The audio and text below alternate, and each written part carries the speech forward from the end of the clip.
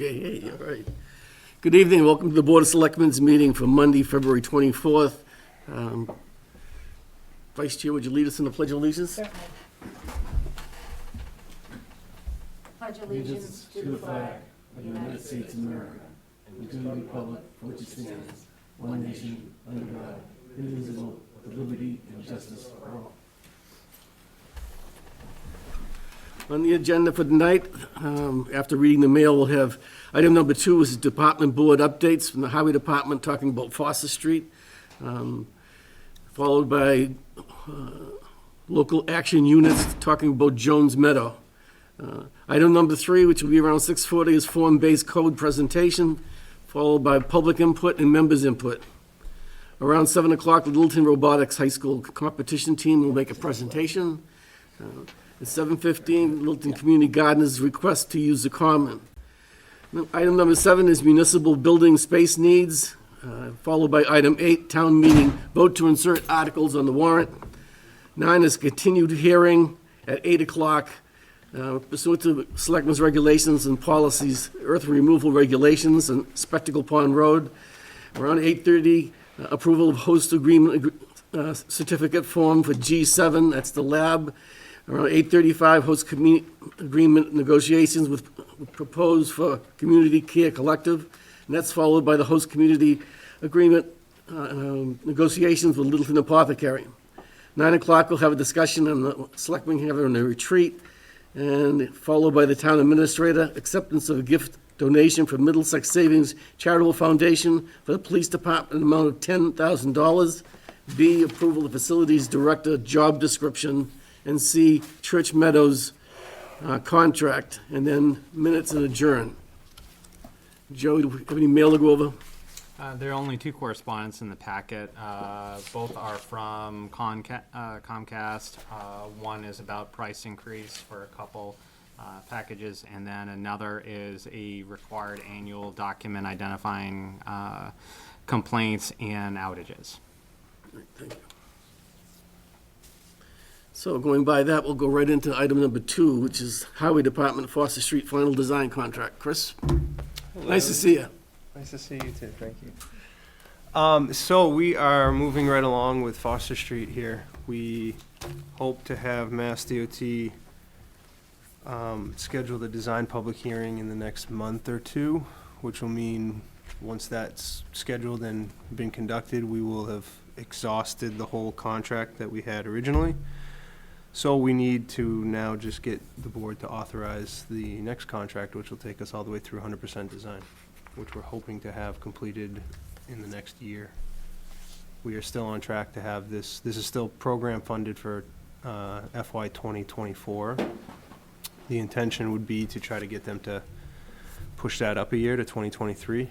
So this is gonna go a long way, being 100% designed by the end of, theoretically, the end of this calendar year. We'll go a long way in that. So it's pretty straightforward. It's basically everything we need to do to get us to it per Mass DOT's requirement standards. It's 170, if I can find it.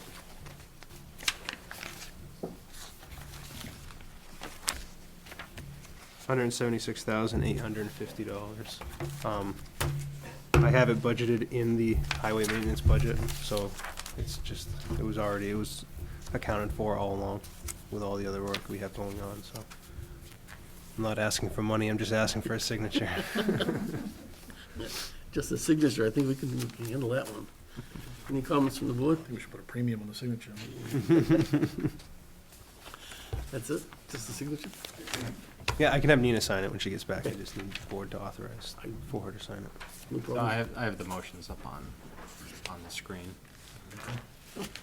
Move that the board vote to authorize the town administrator to sign the contract with Fuss & O'Neill for the proposed scope of work identified as Phase C dated January 10th, 2020. Second. Motion been made and seconded. All those in favor? Aye. Those opposed? Thank you.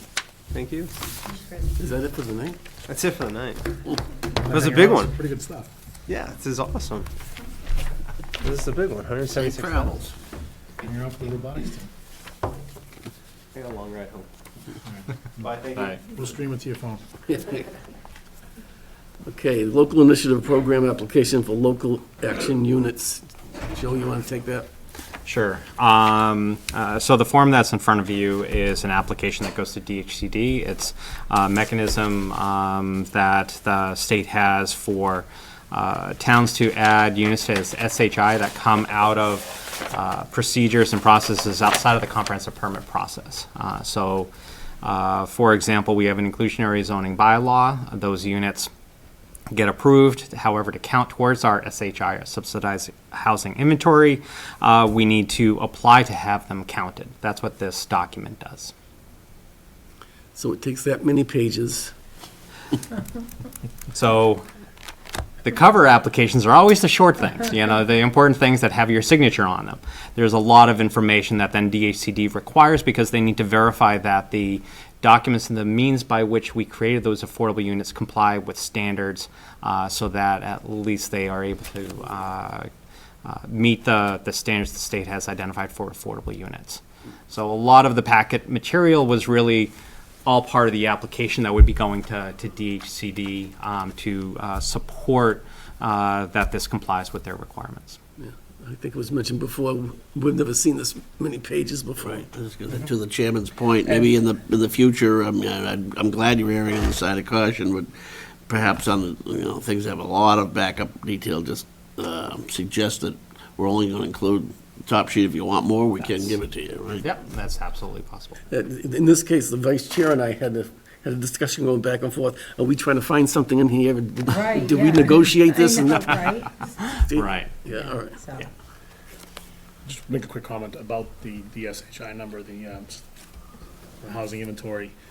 We're in good shape right now. One of the things that Cindy and I have had this conversation, I think we've all had this conversation, one of the residential acceptances is, or accepted uses is an adult home for any challenged individuals. If they live under the same roof, they might have somebody that manages that property, but each one of the bedrooms in that case counts as a unit towards the SHI number.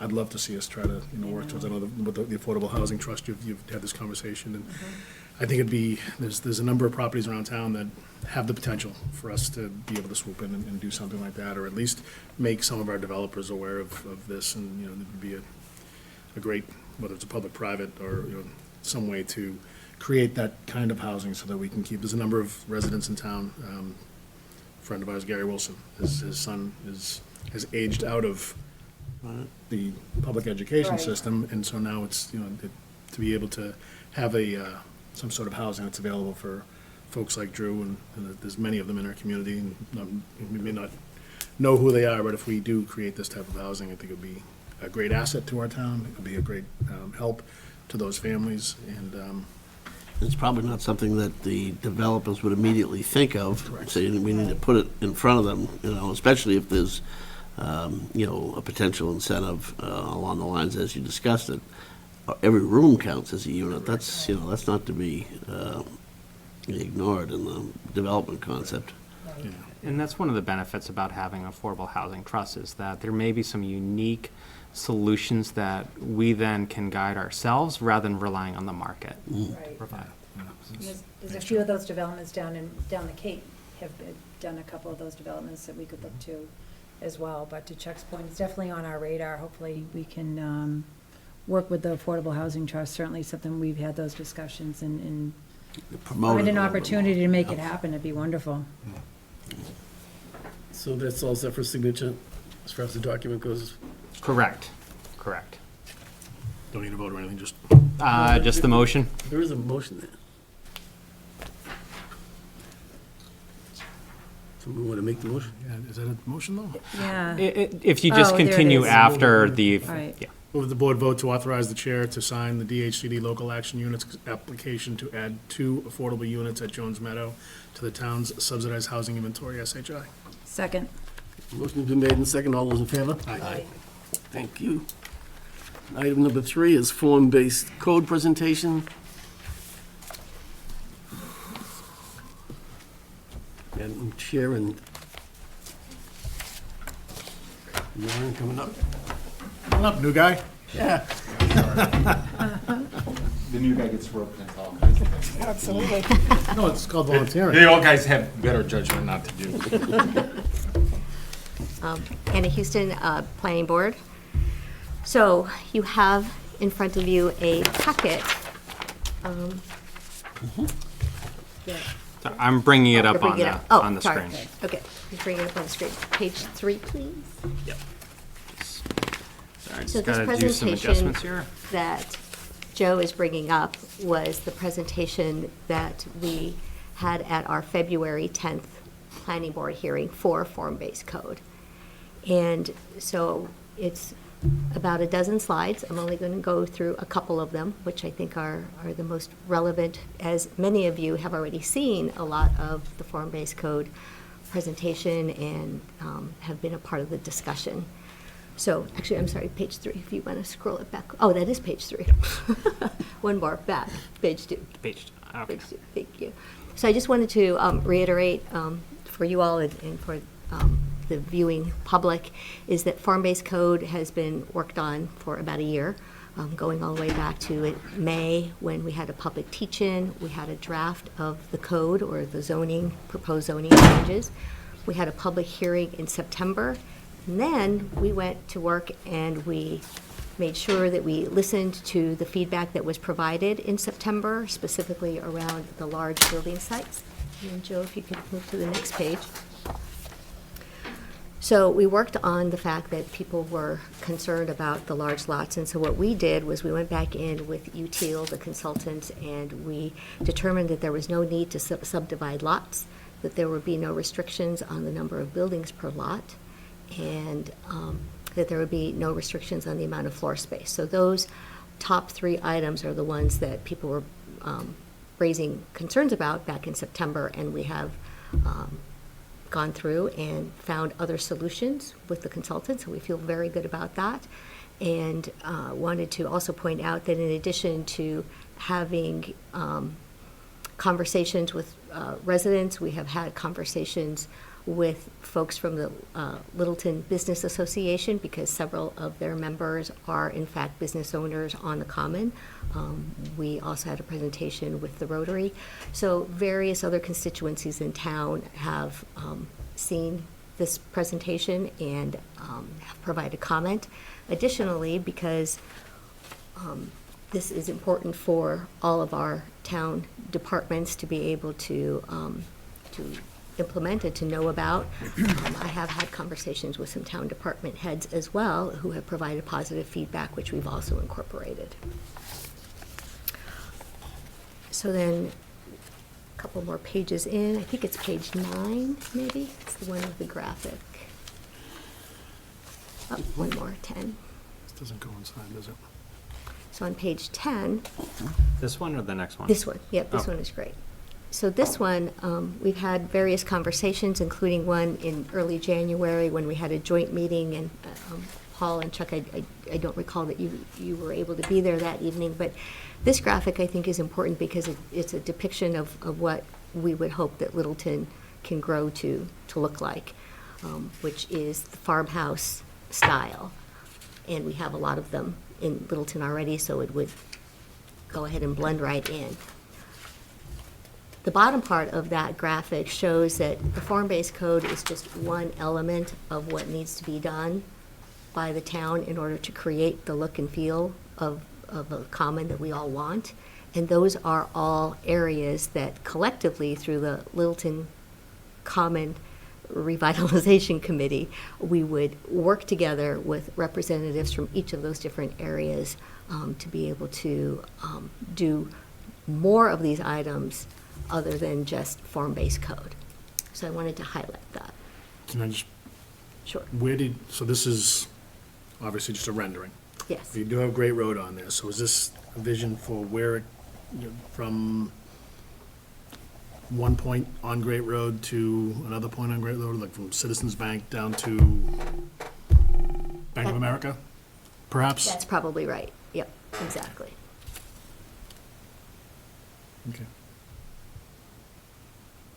It's pretty cool. Parking in the rear, walkable, Yes, exactly. bucolic looking and feeling. Yep, exactly. And so to create that, then what you do have in front of you is a couple of different documents. You have the actual code itself. And so this version is currently up on the town website for folks to be able to take a look at. And it identifies everything that would actually be changed in order to be able to create that look. And I think Maureen can probably talk a little bit about why she likes form-based code. In fact, she actually facilitates sessions on form-based code with the CPTC, which is the, Citizen Planner Training Collaborative. thank you. Anyway, so what all that means is I now know some of the form-based code experts, and they've willing to join me at the CPTC conference coming up on March 21st for a quick form-based code session. So what is form-based code? Form-based code is the zoning bylaw that allows the town to say if you tell property owners and developers that if you design to these standards, then you will get a yes from the town in the permitting process. It's a lot of paper, a lot of details, but that's the purpose for it, is to get to yes. It allows us to be as specific as we want. Yeah. And so that's what that document is. Now, this document, what did you say? Bottom line up front. There you go. Do this, you'll get a yes. This document, which you will also see on the website, there is a Village Common form-based code page under the planning board site. So because form-based code also works with other zoning bylaws within our code, those needed to be amended as well. So when you have an opportunity, make sure that you go through that and ask any questions. So in your packet, both the, there was this February 11th version of the form-based code, and then there was this document as well. What you have at your chair is a marked-up track change version of the most recent draft, which is from the 24th. So, And I apologize for the confusion on the different versions, but we've been working with our town council and with the consultants in tandem and trying to make sure we get it all. My only ask is, I have the 11th electronically, is it something, I know we had some issues, Yeah, not today, but yes. not today, but we'll be able to get an electronic version, it's a lot easier to, yes. for some of us, it's easier to get electronic. No, is all of this language for the bylaw, or is it just as I'm looking at the first 8 pages that have references, code references there? Is This would be all the language. Yeah. the whole document? Okay, Yes. Yes. okay. And general code is Yeah, the is code familiar reference- with form-based code and presenting. Yeah, it's pretty long, but then again, you've had long ones before, yeah, okay. Well, it provides the specificity. Yes, that's, yeah. I Exactly. was trying to grasp whether or not this was explanatory summary or whether this was the actual language, and it looks like it's the actual language, right, or working language. Yeah. Yes, exactly. And there are pictures, which is nice. Yes. That's part of the beauty of it. Picture is worth 1,000 words, but you get 1,000 words and a picture, so that's, And then some. It's like a couple thousand words. yeah. And then the third item that I want to bring to your attention, I don't know if you have a copy of this, but this is also on the website. This is the boundary map, yes. We don't have the color More version. lovely you in have, color right, because right. You you, don't have the color. That was part of The electronic version. Electronic versions. Here, you can look at my If they iPad. can get it It's right- online, that's fine, yeah. and so, Just a fad. so the district boundary is doing a couple of things. One is that it is taking a certain portion of what is the IBM site and putting it into the district. It is also moving the Elastic Factory into the district. And then there are a couple of residential homes that are currently in the district that should be removed and put into the residential code. So that goes all the way, includes all of, even the Acton Toyota. Correct. It Correct. starts here and heads in the other direction. Yes. But that property line ends at Bob Moran's property line, right? And then, Well, Yes. right now, the Village Common Business District line goes kind of through the middle of the Acton Toyota site, Bob Moran's site. okay. And this map reflects the same line in that portion. I think, my guess is the planning board is still talking about whether to put that line through the middle or extend it to the edges. It's that big triangle that goes up. Yes. I call it the boot. Yeah, yeah. But that is part of what we would be discussing on March 5th, yes. And so with these three different documents, this is essentially what we will be discussing and bringing to a vote on Thursday, March 5th. So if you have comments, I understand that Joe will be providing a memo to the planning board from the Board of Selectmen with your commentary. So would appreciate anything I in don't that know, it's, manner.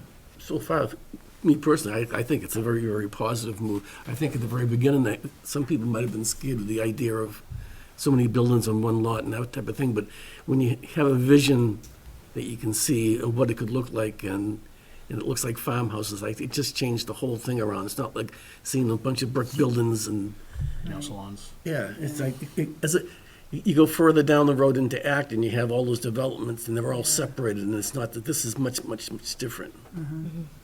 Yeah, it's nice. Contiguous. So the other thing I'd like you to think about is that it really aligns with what the citizens express preferences in the master planning process. I mean, this is an embodiment of what almost everyone said they wanted out of the common, and a way to get there, so. So presuming that if this is a yes vote by the planning board, then we would request that it be placed on the warrant, and also request a vote of support by the Board of Selectmen if that comes to pass. And we will continue to conduct outreach in the community to make sure that folks are well aware of these three different documents and how they work together, so that folks are even more informed for town meeting.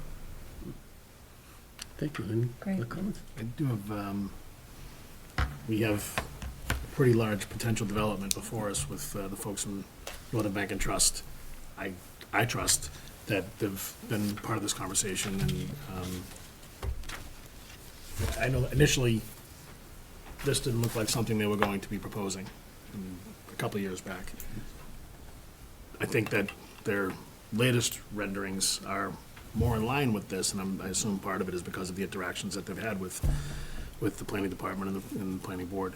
I'm making the assumption that they have been included and they are invited to the meeting on the 5th. Yes, they are aware of the meeting on the 5th, and they have been providing letters to the planning board, which are also available on the website, and being able to include their comments from, I think it was the end of January, for the building setbacks and other kinds of questions that they had. We were able to include it so that it aligned with what we were doing. So the comments that we discussed with Util, the consultants, were, we need to make sure that the zoning fits what the town wants. And then if other comments from a proposed development, fit into ours, great. And it turned out that they did. And we were led that they are speaking directly to the util, the planners, to get, an understanding of what this code would mean for them. I mean, I know they have some talented individuals from architects to even their attorneys that are familiar with form-based code and have designed to form-based code. So they may have seen some successes in other communities that they could bring to our attention. So if that conversation or those conversations are already happening, that's great. If they weren't, I definitely advise that we do it.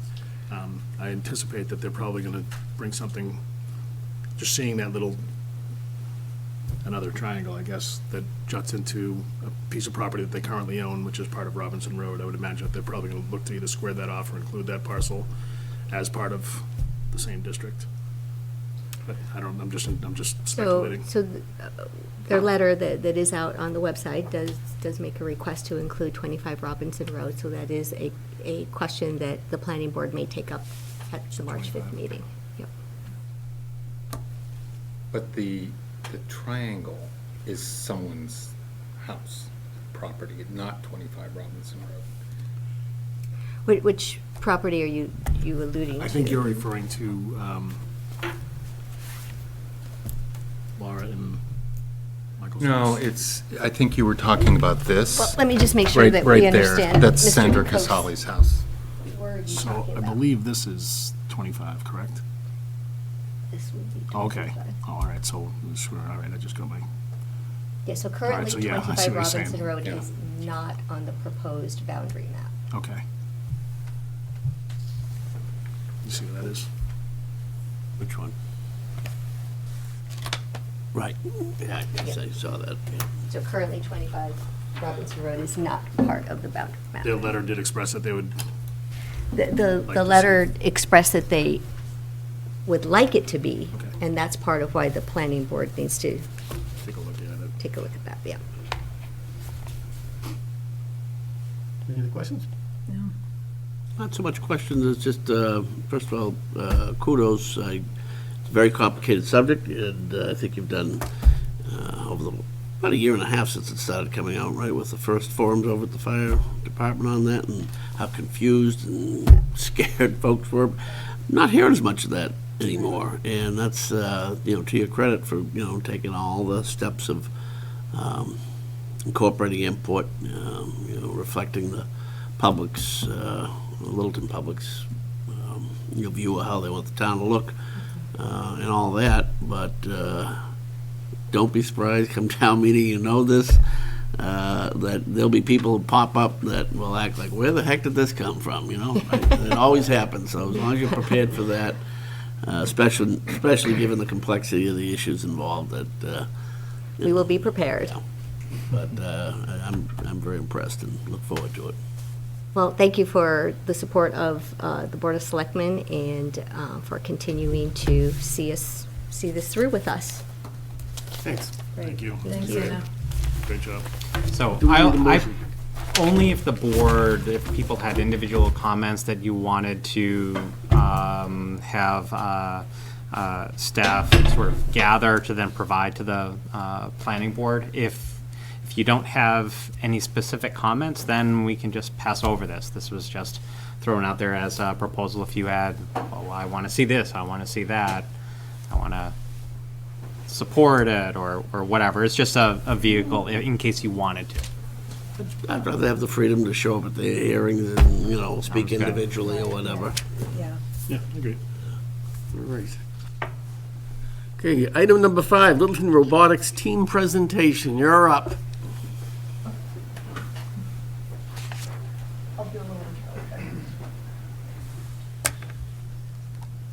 I'm just going to introduce and then turn it over to the students because Okay. they're the ones Katie. that do all the work. I don't know about I'm that. Katie Bonner. I'm president of Littleton Robotics. We are a community organization that supports hands-on robotics opportunities for students in grades 4 through 12. We're based here in Littleton. We have students from all the surrounding communities and all work together. Tonight, we have members of the high school level team, Mechanical Advantage. They have been working since January 4th to design and build a robot to play this year's game. So what they'd like to do is kind of show you what they've been working on, give you a little taste of what's coming. We have our first competition this weekend. Oh, wow. So this team is Maddie, Lizzie, and Ann. They're going to do a short presentation that they're honing in preparation for the competition this weekend. And then we'll talk through kind of the game and what the robot is designed to do with our drive team. We'll run the demo. This robot that we brought is actually the practice robot that they've used to kind of test out all the prototype systems and see how it works together. So hopefully everything works. They're working on the competition robot back at the shop right now. Okay.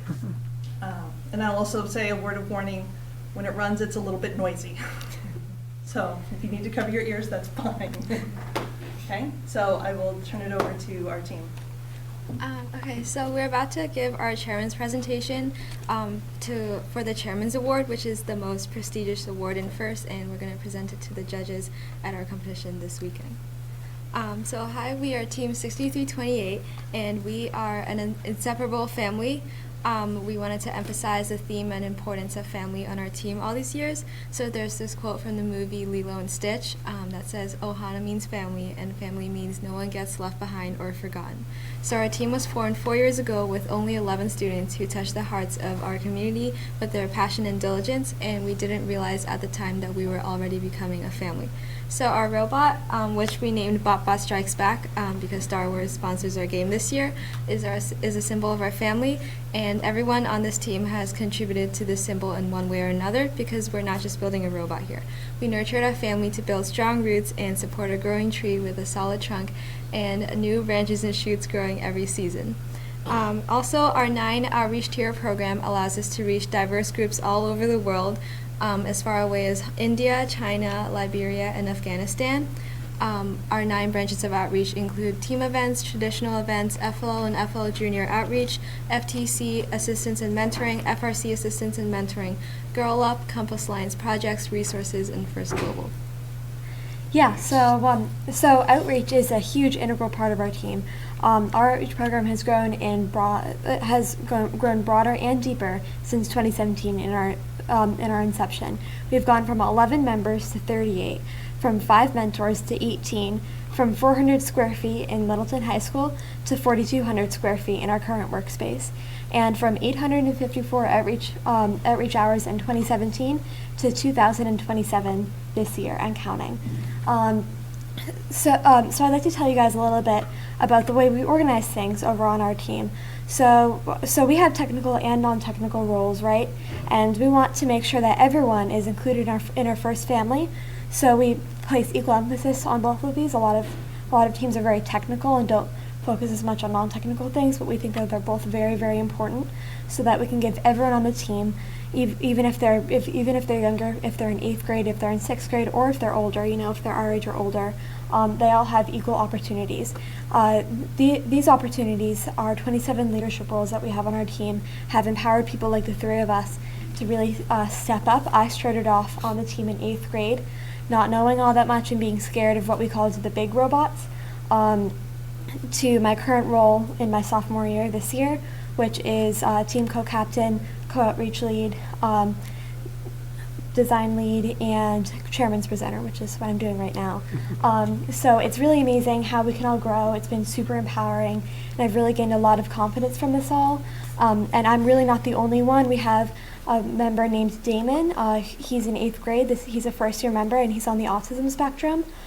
He was really, really intimidated about the technical aspects of the team, and he wasn't really sure if he wanted to join, but he decided to join anyway, and now he's really he's really stepped up as a team videographer, and he's in charge of a lot of our media. He loves to make funny videos about life on our team. It really is amazing. I'd also like to tell you guys about our workspace. So we started off in 2017 at Littleton High School with 400 square feet. It worked well, but it was rather small. We actually had to hold middle school robotics meetings in the hallway at Littleton High School. So then after 2017, they were expanding, and we had to leave, so we spent a very scary summer in 2017 in our mobile headquarters, which was the back of a mentor's van. It was really scary, and we weren't sure what we were going to do, but we knew we had to make enough of an impact so that the community couldn't just forget us. So we went to tons and tons of outreach events. We've been to 140 and counting as of 2020 to make sure we put a massive impact on the community of Littleton and everywhere else. Because of this, you guys actually connected us with Patriot Beverages about 10 minutes away, and because they were looking for a community outreach opportunity, and so you guys connected us, and ever since we've been in our wonderful, amazing 4,200 square foot facility, and we couldn't be happier. It truly is awesome. It's left us with opportunities to hold bigger events like an FL Junior Expo, and actually just yesterday we had an open house. So we consistently spread our branches through our outreach programs, and as Maddie said earlier, our team has done 148 outreach events since 2016, with 60 of them in 2019, and our outreach man hours have also grown from 854 in 2018 to 2,027 in 2019. And we wanted to spread the first message to diverse groups, including groups with limited access to STEM. So our Alston Community Center partnership has let us reach underserved students in the Boston area. And Maddie and Lizzie were there working with students K through 12 who thought robotics was really cool. And for them and us, it was just amazing and hard to believe that kids our age and older were building a robot. And in the past 4 years, our team has grown within local and global community, including Hyderabad, India, Hong Kong, China, and 2 all-girl first global teams in Liberia and Afghanistan. So back in the summer of 2017, one of our student team members brought an FLL kit to a local middle school in India, and then she incorporated Lego robotics into the school curriculum. And this past summer in 2019, I designed an FLL camp curriculum, and I brought it to kids aged 9 to 15, and I taught them how to build and program FLL robots with a kit and guidebook. And I spread the message through Facebook to look for local students and parents who were interested in attending the camp, and then I held it at an office of a close friend over 3 days with 2-hour sessions, and the kids really liked it. And also looking back at how hard our rookie year was, we wanted to help our teams doing their first year of FRC, so we put together Welcome to the Family kits for the 7 rookie teams in New England this year, and these kits have our team's resource guides and mini quiet room set up along with other items. And throughout the process of delivering these kits, we got to meet the teams in their workspaces and help with anything as needed. These can go from making parts to giving assistance, and this really brought back memories of our humble beginnings as a rookie team. So when we visited Team 8046, the Laker bots, we assisted them with a code issue that was preventing them from deploying code onto the robot. And although the issue seems small, it placed a big hurdle in the team's way, because how could they move forward without being able to deploy code on the robot? So this made us realize that all those hours spent driving all over New England was really worth it, and we were able to help them over their hurdle and back to making forward progress on their robot. So, instead of we don't only focus on spreading our own branches, we also focus on helping other teams and helping them spread their branches with the hopes to create our whole forest family of trees. So we have 18 resource guides that we've created over the last 4 years, and they they're over a lot of topics, including how to create your 501c3 and how to achieve team sustainability. And then we also have guides on how to start your own Girl Up team, and a new one this year is how to do sponsor outreach. And so we also take part in fun shows, which is a very widely viewed. It's the ESPN of FIRST, and it's just it's interviews with FIRST teams. Right now, actually, one of our head technical mentor is on it right now, and so. Over the last 4 years, we've assisted a total of 21 other FRC teams, and this number is quickly growing. And this year was our first year. We joined with 6 other teams from around the globe to found the Open Alliance, which is we have a completely open build season, which isn't really common. Most people keep their build season a secret, and they think this will make them more competitive, but we still find ourselves a very highly competitive team despite having a completely open build season.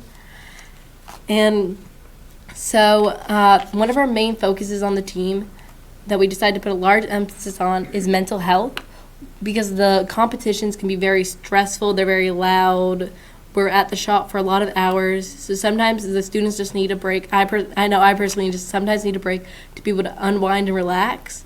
So we created our very own quiet room, which is it's just a room that's just set off to being completely quiet, and we have yoga mats, Play-Doh, relaxation guides and tips, and we have one set up in our shop, and we also have one, and we also bring it to other competitions. We brought it to our FLL qualifier, and we brought it to both World Championships in 2019.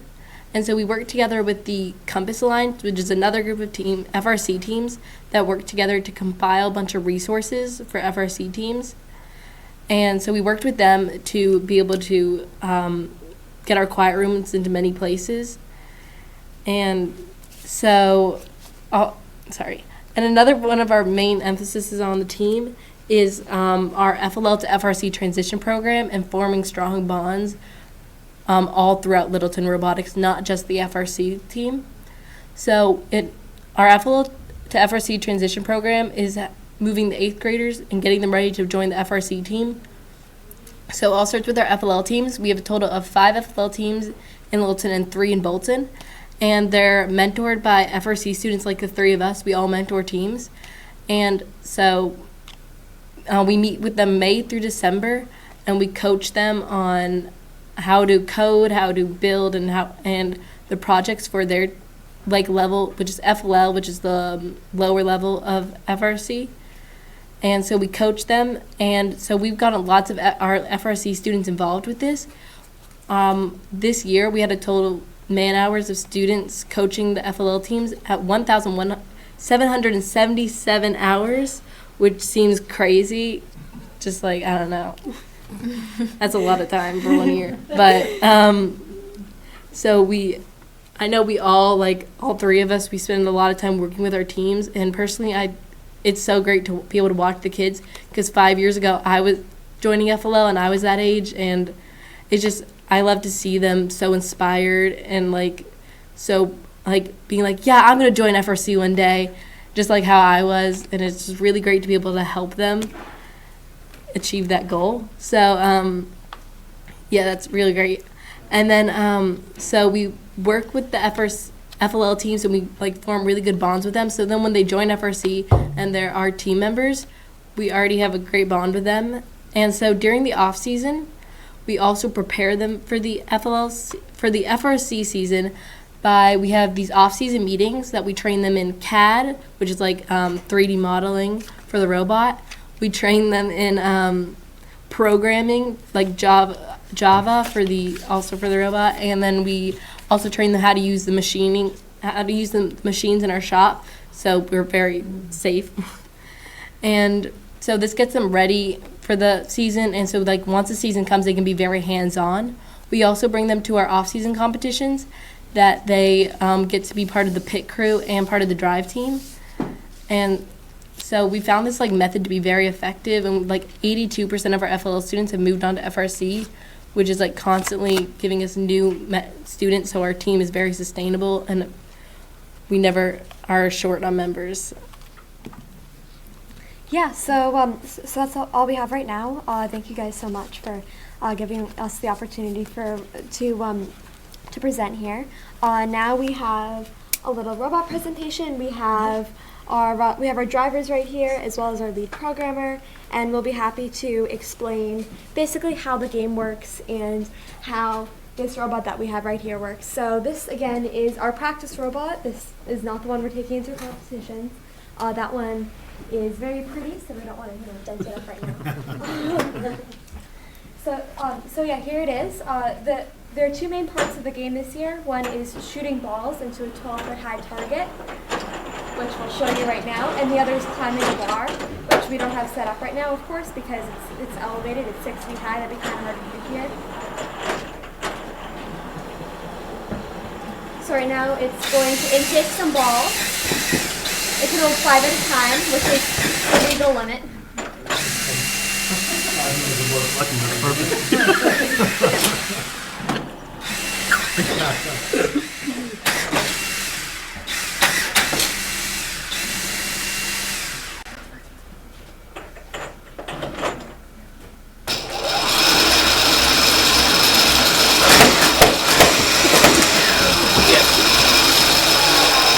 So normally it would shoot much farther than this. We can turn it up a little bit. I was just worried about hitting the ceiling. We appreciate that. It also goes a lot faster. We don't want to tear up the rug, though. It gets pretty intense. Watch out, Marge.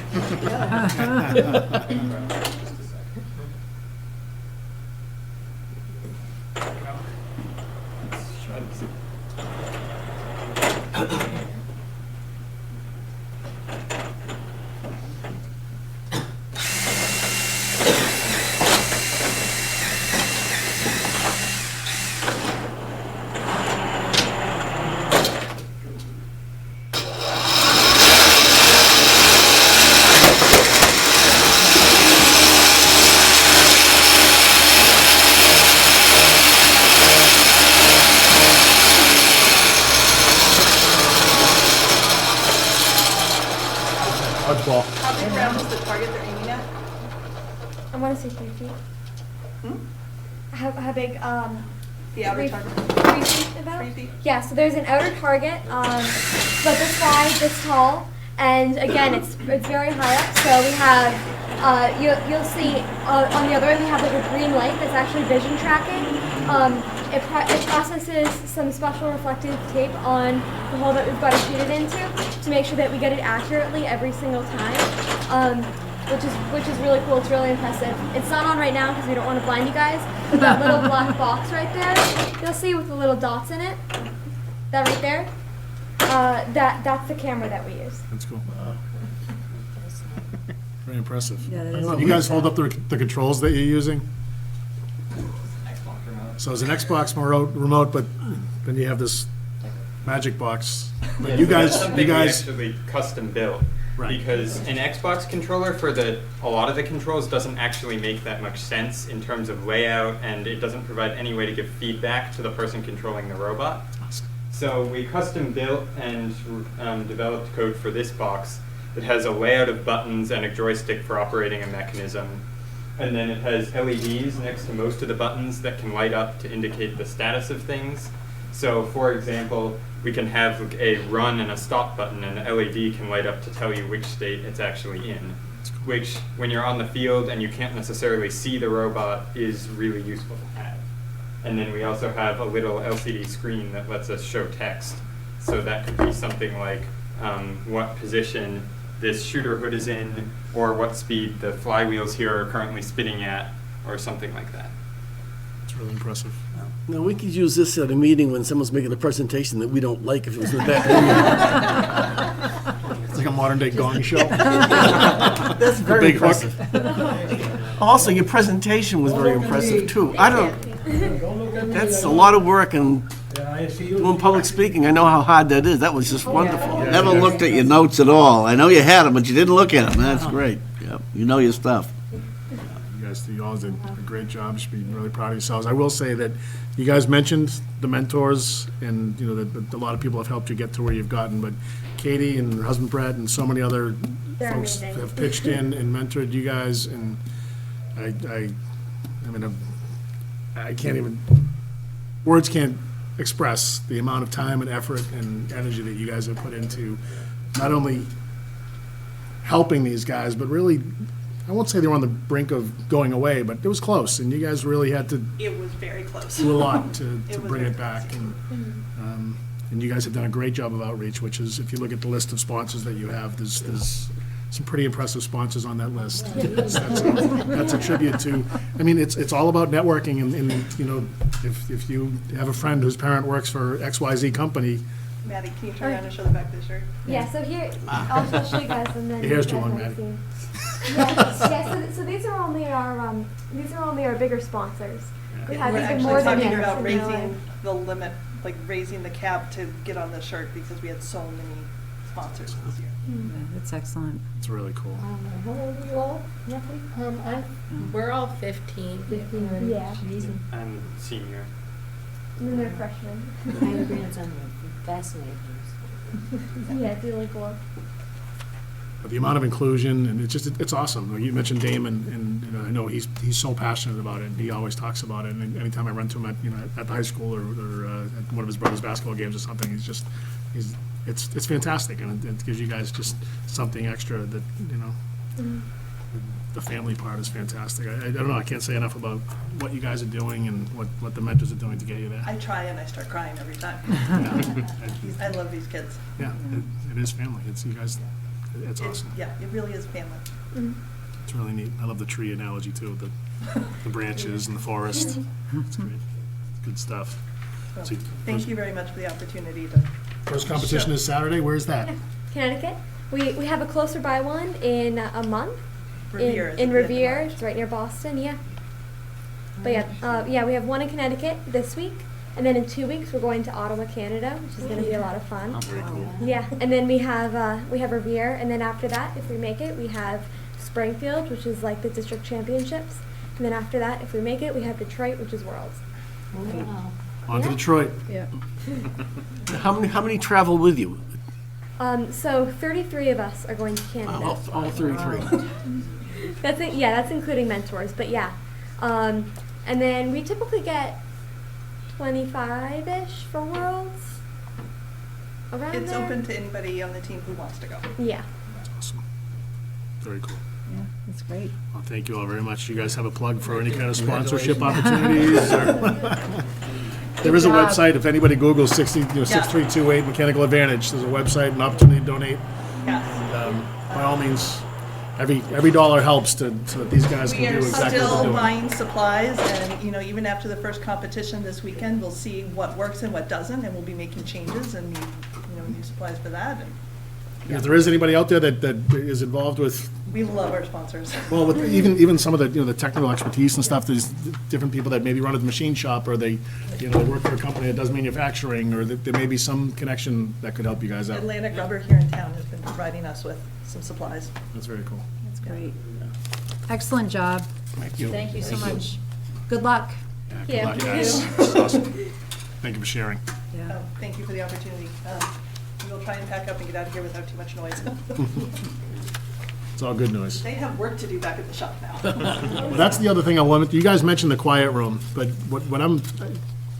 education's still important, not still, it's very important as well. That's, you go to school to get an education, but you guys, there's an emphasis on making sure you get your homework done, and you guys kind of help each other out, and there's space at the old very fine R&D building where you guys are able to do your homework. I think that's awesome.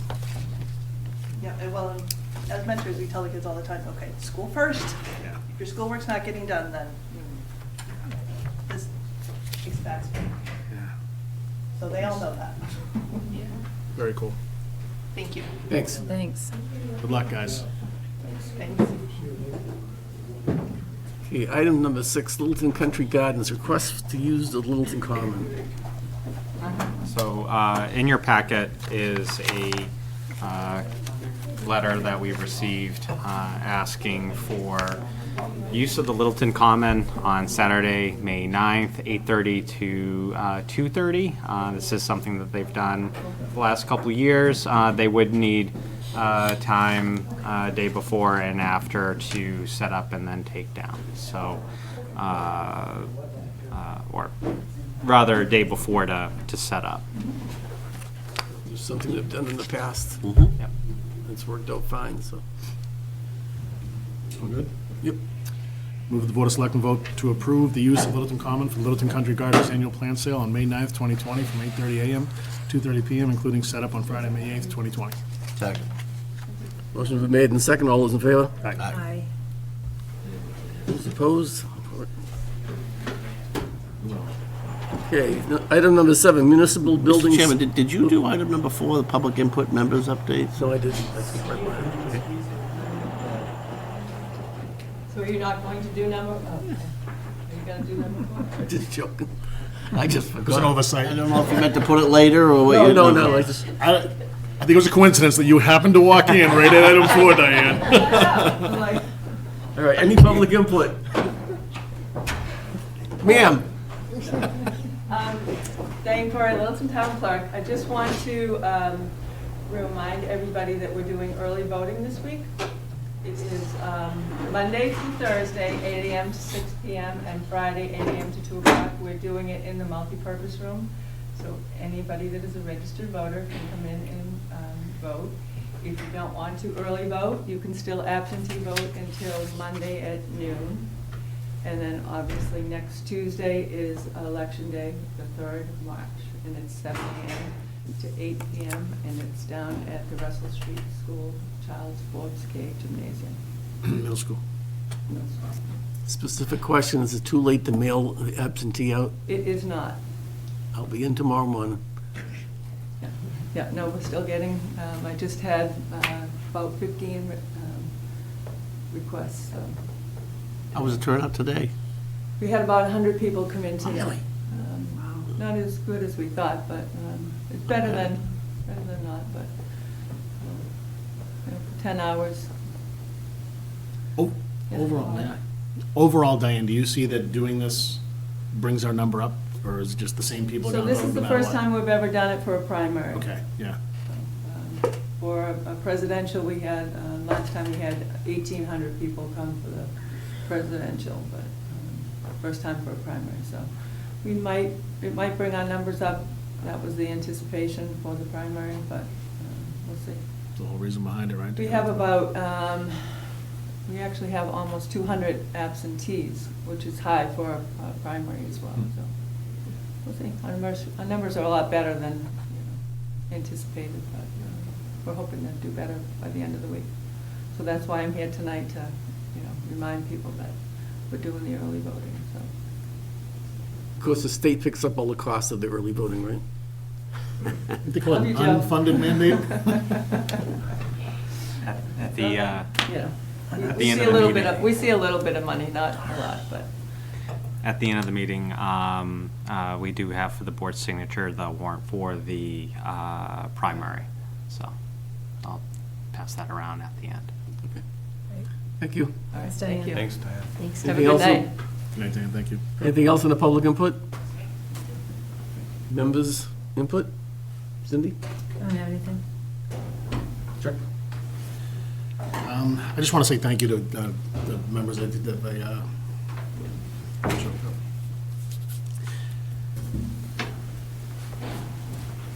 Had a loss in my family, and everyone reached out, and I really appreciate the support. I apologize I wasn't able to make our last meeting, and everybody was very understanding, and I really appreciate it. Mr. Glavy?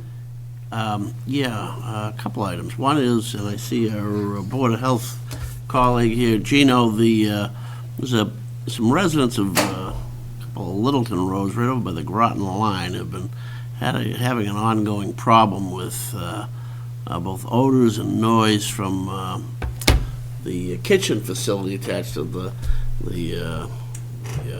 temple that is actually located in Groton off of 119, but unfortunately it abuts residentially Ernie's Drive and another road right next to it. Jane's Estates and Ernie's Drive. And, so because of where the locus is of the property, the building, it's, it's under the jurisdictional purview of the Groton Board of Health and perhaps Groton Selectmen, depending upon what the issues are. I've been over to the site, I'll tell you, last fall, actually. I think everybody's delighted that they're, chose the site in the area, and they have, a lot of activity there, but, in terms of impact to the neighborhood, it's the same as basically a commercial kitchen, and it's huge, and the noise and the vents are aimed right at these homes. And they've identified, the folks at the Hindu temple, that there are some solutions, but they cost some money, and they don't necessarily want to do it. So I know they've been in touch, Gino, with Board of Health, and I believe the residents are on the agenda for the Groton Board of Health meeting on March 16th. It was moved from an earlier date that it had been. And we had a request, which, Joe, if you make note that, with the board's blessing, a couple of representatives, Steve Gentili and Russ Arena, would like to come in and talk to us on our next meeting at the 9th. And I'd like to get a letter of support and perhaps some representation at the meeting. Since it's been moved to the 16th, I think I can make it, and I intend to. But just wanted to get that out there. Gino, did I miss anything on that? What they like to see is to have the fan turn the other way. Yeah, it's one of the solutions is so easy, you can just turn the fan away from the houses in the other direction. And And they claim that it's gonna cost $10,000, and they asked the two gentlemen, can they afford to help them? I mean, give me a break, that is not their job, Right. okay? So I will be there the 16th, not as a Board of Health member. I'll be there as a citizen of Littleton. Right, okay. So just want to get that on the radar screen, if we can either agenda time for those folks, or if they'd probably come in under public input as well. The other thing I'd like to cite during members' update is two Littleton natives who actually, I know one of them lives in Air now, and another one, I'm not sure where he lives, but boy, they were real heroes. If you read the Lowell Sun or saw the TV coverage, Pam McGivern, Indorado, and Brent Marshall, Happened to be at a house where Pam lives out on the porch in air, and noticed that the house is on fire, and Pam realized that a mother and her child were in the house, and they went in, the door was locked, they broke the door down, went into a burning building to get out a mother and child to save them, essentially save their lives, because the house was engulfed in flames within seconds thereafter, and, they're real heroes, and I'm proud they're from Littleton. And the mother and daughter, the mother it's Denise Moniz. That's is right, Denise, I didn't realize that until I saw it today. Yeah, Another so a lot of Littleton Littleton connection. connections, yeah. I've already had a conversation with Jim Arcero. He's hoping that some sort of recognition from the state will come Wonderful, forward, yeah. so. We teach them well here, in Littleton. Raised right. Pretty amazing. Okay, anything else? No. Okay, moving on. Municipal building space needs. All right, who brought? Somewhere? You want to give an update, Cindy? Sure. All right, so we have, Cindy and I are the representatives of the Board of Selectmen, who have been meeting with Town Administrator Nina Nazarian, and LLB is the architect, as well as Vertex is the OPM for the space needs. We have been looking at a number of alternatives. They've done a number of interviews and talked to all people and given us, like I said, a number of alternatives and potential scenarios. I think they were presented a couple of weeks ago. They were. One of the things that we recently did, one of the things we were looking at doing for the past 8 or 9 months or so was taking a look at the Indian Hill Music School to see if there was the potential that the town would be interested in purchasing it. And so that had been proposed a while back. We had charged Nina with actually doing that. Joe kind of stepped in, and not kind of, you stepped in, got a hold of the appraiser, and I think Joe, Cindy, and Nina Right. met the appraiser out there a couple of weeks ago and walked the property, took a look at all the space to see if it might fit. It, as reported a while back, almost a year ago, it is a great space. The Indian Hill Board of Directors is interested. If the town is interested in purchasing it, they are interested in doing something with us. I have no idea how that will play out, if it's something that we would buy it sooner than later and then lease it back to them until they move, because they're not planning on moving until 2023, I think October of Yeah. 2023.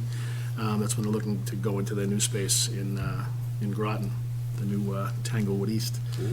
And so it's kind of a new wrinkle into our, into the mix for something that we've been working on for quite some time.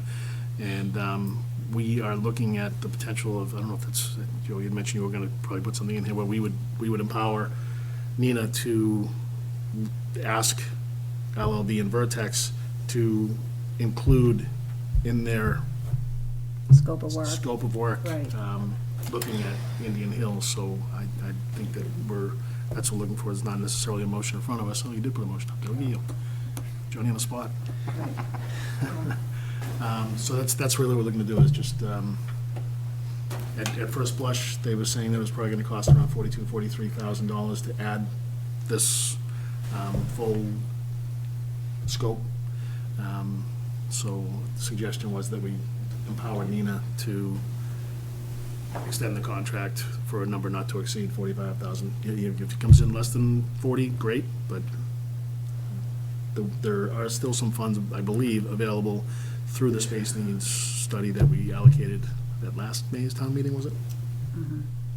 So I think it's worthwhile to take a look at it. It's on the books, I think, through the assessor's office for $2.5 million, maybe? Yeah, I didn't, I think it's I'm not 2.3, sure, yeah. 2.3. But the appraisal's really the number that matters.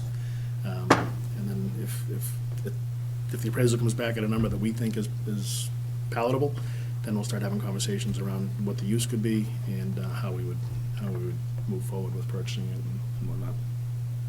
So I guess the action item is for us to decide whether or not we want to empower Nina to extend the scope of work on behalf of the space needs to spend the money to Right. investigate Indian Hill. Right.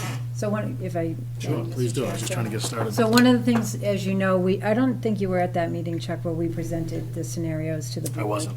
And so, one of the things that we're finding here on Shattuck Street is looking at the campus concept. We're really limited with space here overall, and we do, based on the needs that we have, parking's a big concern for this space as a whole. And so, looking at the Indian Hill facility, it's really an impressive space, and we would be, we would not be doing our diligence if we didn't look at all options with this space needs process. And I think it's very important. The architects have done a great job. They've been very thorough with who they've been meeting with, gathering data, talking to all the stakeholders. But we would be amiss if we didn't also steer them towards the Indian Hill facility, just to get their input and see what they think about that location. Because as I said, we do have 5 scenarios that they've presented to us. I think the board, we honed it down to 2 scenarios that we preferred. But, they're not etched in stone. There's still some variables to be considered with this site. And so one of those proposed scenarios that we prefer might fall off and not be an option. So I think it's really important, again, that we utilize this opportunity to take, while we have LLB here, to have them take a look at that space, because it really is, I was really impressed being in there, and there's a lot of potential there, and I'd like to see us explore that. And even besides the building, there's flexibility because it's adjacent to the school. There's land that's adjacent to the building. The old Wickham house that was raised a couple of years ago. Exactly. So there's some flexibility that maybe the architects really are able to identify what potential benefit, could be realized at that site. I think it'd be a mistake not to take a look at it, because it has so many positive things that we're looking for in a building. We were willing to look at 255 Great Road. Right. And this seems like it could work out even better than that. Not saying that that's going to be any kind of scheme or anything, but to overlook it at this point would be wrong. Right. I agree, the chair agree with everybody.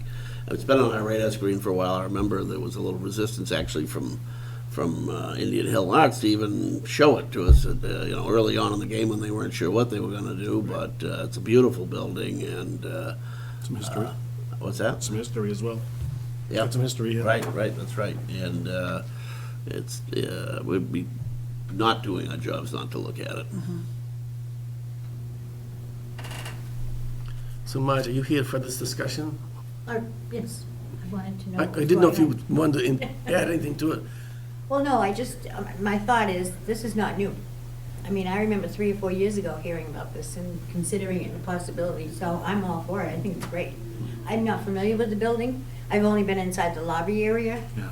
But I've heard great things about it, so it just would seem to be a shame not to explore it. And just to add on, the seniors had to give up their space this week for exercise so that we can have the voting in the multi-purpose room. So there we go. Oh, We good need point, space. good point. We have to go to the Cooper room, which is very tiny for 28 people, to be up there standing and exercising, so I was sitting here listening to Diane and thinking, well, yeah, we have to give, we got moved out because of that, but just fine. But that just says, yeah, we have a huge need. It's another case in point. Yep, it is. Yeah, So- it's, I mean, just. But I'm all for it. I think it's a great idea to look at it and get the input that we need to be able to know if it's. It really has some great meeting space. It has handicap bathrooms. It's got an elevator. It meets a lot of, it's at grade, at the main floor level. There's a whole bunch of. There's so many positives. Just even getting out onto King Street, you're closer to a light cycle, so versus 255 Great Road. There are a lot of benefits that are tangible and intangible that I think there's, Joe, was it 28,000 square feet? It's at 24,000 square feet. 24,000 Yeah. square feet. The auditorium's just, It's awesome. it's Yeah. amazing. So, So I don't think we need to sell it anymore. I Yeah. think it's something that is worth taking a look at. okay. Do we need a motion? You got it, Sue? Sure. Move to vote to authorize the town administrator to work with LLB to revise the scope of work to accommodate examining the Indian Hill Music Center in the amount not to exceed $45,000. Second. Motion was made and seconded. All those in favor? Aye. Aye. Those opposed? Fantastic. Thank you. Item number 8, annual town meeting. Discussion, are we gonna put any articles on tonight? It's not necessary because we are going to have another meeting and we're in the process of formulating some of the warrant articles. The finance director is also has added some in a preliminary list. What you have in your packet is basically that running list right now of articles. One of the main things to have this on was also to see if there's something that is missing, if there's something that you'd like to see. You know, we've tried to at least identify many of the things that were already well on our radar in advance of tonight. But in case there's something else as we're working on things, we can make sure that we include it for the next meeting. What's the closing date, Joe, on the warrant? So there's placeholders that are due the 10th, and then it's the following week. It's actually the 20th when the warrant closes. Are any So of there these in there is final? the Yeah. sorry there is on the first sheet. Doesn't help if I'm zooming in on the iPad. I don't have it connected to the TV. So deadline for boards for Oh, yeah, I see for the it here. placeholders Yep. is the 13th noon, and then warrant closes the 20th at noon, which is a Friday. Are any of these in what would be considered final form, especially if they're, annual or boilerplate articles? Not yet. That is something that we're working on now. Okay.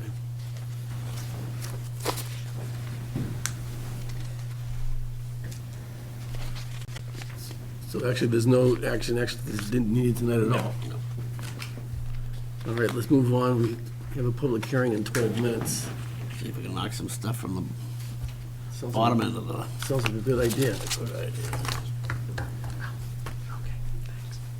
What do we have?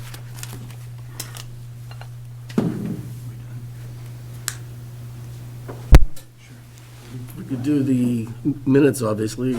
We might be able to talk about the retreat for 10 minutes. In the budget itself, I believe. Okay. Okay, item number 13, Board of Selectmen retreat. The discussion here was, I think it would be time, it'd be a wise move for us to pick a date, to go off location, talk about a number of issues, but one I want to make sure gets on there is communication between board members and between the town administrator and assistant town administrator and other things. And I think one of the best ways to do that would be to hold some, it doesn't have to be an extensive, my question for the board is, in my opinion, we should have a professional person there. That way, the meeting keeps on going, doesn't get delayed and off track. So I was wondering what thoughts are from the board about this. All four holding the retreat, less enthused about the facilitators. I think they always have a bias. Sorry, they come from one side of the table, not the other, generally, and that shows up. What if we went outside the box and didn't necessarily bring somebody that used to be a town administrator or a town manager and just brought somebody in that was a facilitator? I'm open to that kind of thinking. I want someone that's, another person that can organize it, and so one person doesn't start off on a tangent and we don't get anything accomplished. I want someone who's a professional that can steer us in the right direction and keep us on line. Right. Yeah.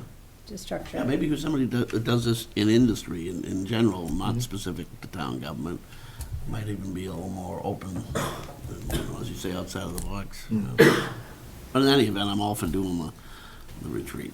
Yeah, I think that we're never gonna get it 100% right. I think that to do it, whether it's just us doing it, because that's all we can get done right now, that's worthwhile.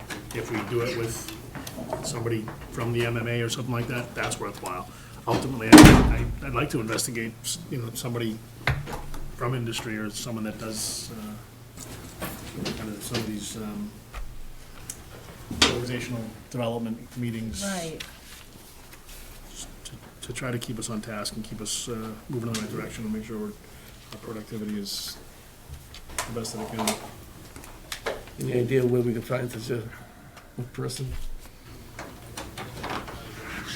I don't know, the James Kennedy might know, you know, Perhaps, yeah. somebody from the Business Association, there's a lot of. We can also reach out to MMA. I know that, and I think actually, was it Jeff Nutting last year? He's former Franklin town manager, had done things. If you're looking for something a little different, we can look and see who's out there and come back to the board. And I think, the main question then ends up being just as far as timing, making sure that we get past town meeting. And I think the last retreat we had at Tucker or wherever it was fine. Just the following was lousy, but everything we talked about just kind of. Right.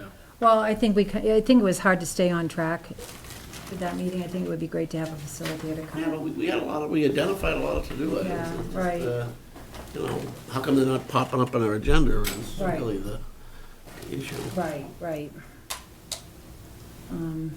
Well, I think it's worth reaching out to the MMA, or, I know the planning board just recently had a retreat, but that was more geared towards their wheelhouse, not necessarily our wheelhouse, but, I mean, I would prefer to have a facilitator come in. I think it would be more productive if we're gonna take the time to schedule it. I'm fine with that, but I would really like to explore somebody who's not out of central casting. Yeah, I agree with you on that, so, No offense.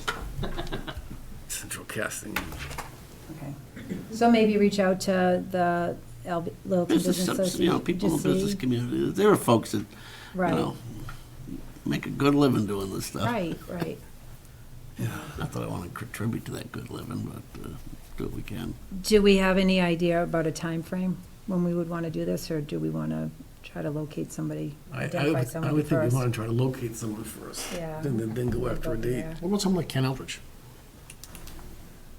He's from the business world. He sat in these chairs. I don't know.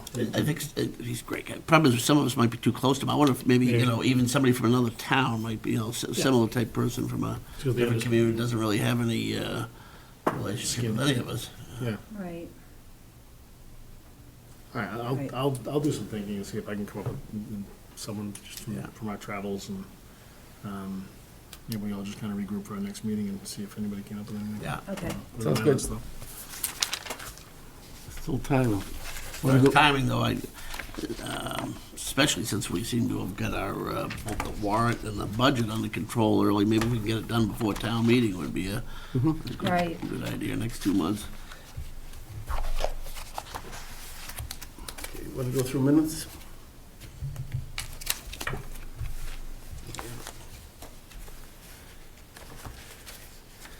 Okay, we had some, relative to the minutes, had some important topics here. And I gotta say, I see Sue Raymond's name at the end. Sue, if you're watching this live or on video, you did a great job on the minutes. I think you captured everything very, very well.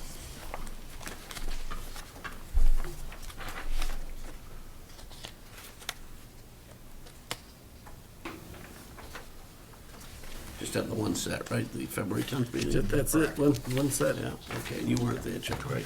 Yeah, all right, then if nobody has any other comments, then I would move that the Board of Selectmen vote to approve the regular session meeting minutes of February 10, 2020. Motion been made and second. All those in favor? Aye.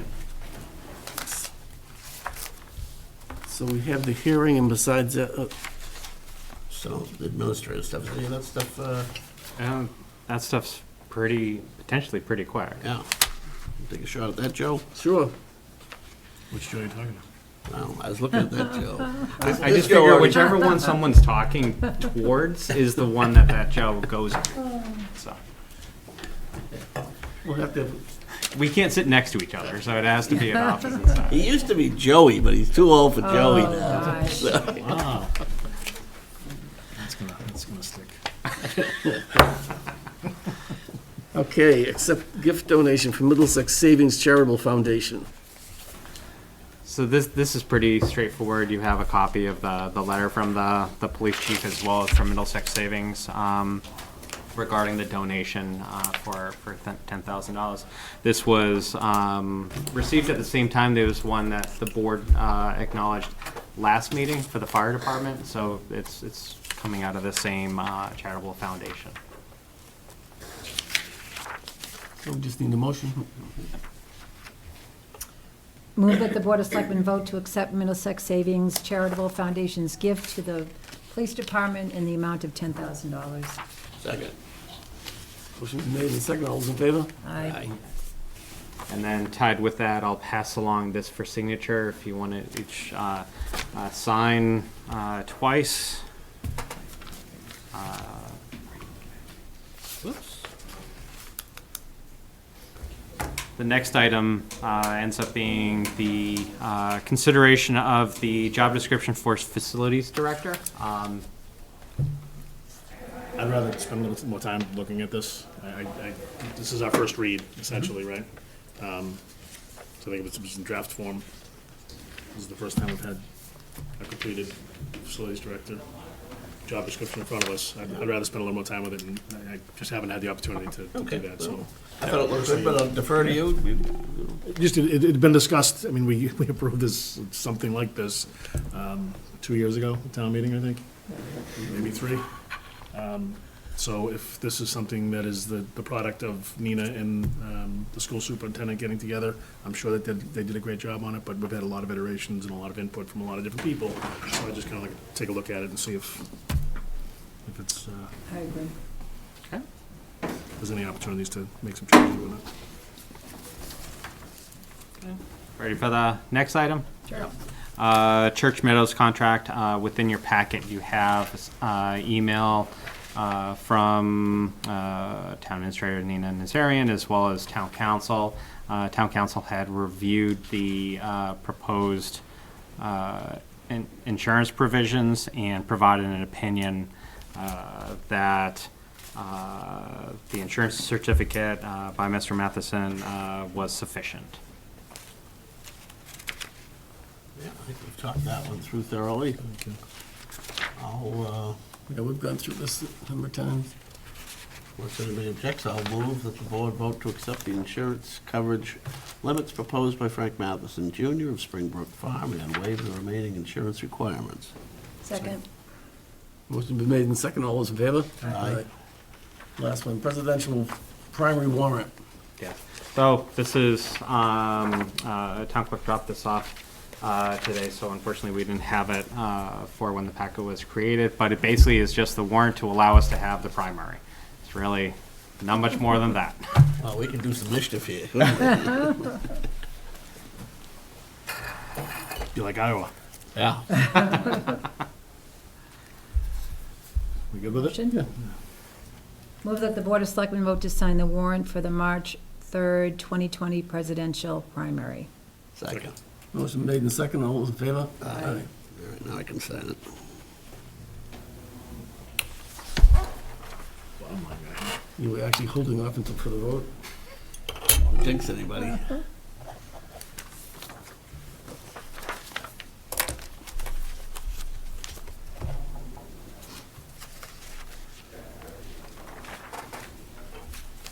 32 seconds, John, what do you got? Well, all we can do at this point, we have the HCA's and the So public hearings, we just can't start sooner than 8 o'clock. Right. That's what we say in 32 seconds. Continuance of earth removal hearing 64 Spectacle Pond Road. We need a motion to reopen. So moved. Okay, Second. moved You and need- seconded you need to reopen the soil removal hearing relating to 64 Spectacle Pond Road. So, all those in favor? Aye. I think we already did, but you guys didn't. Oh, yeah. Aye again. Council? Good evening, Mr. Green is here with me, Seth Donahoe from the engineering firm of Ducharme and Dillis.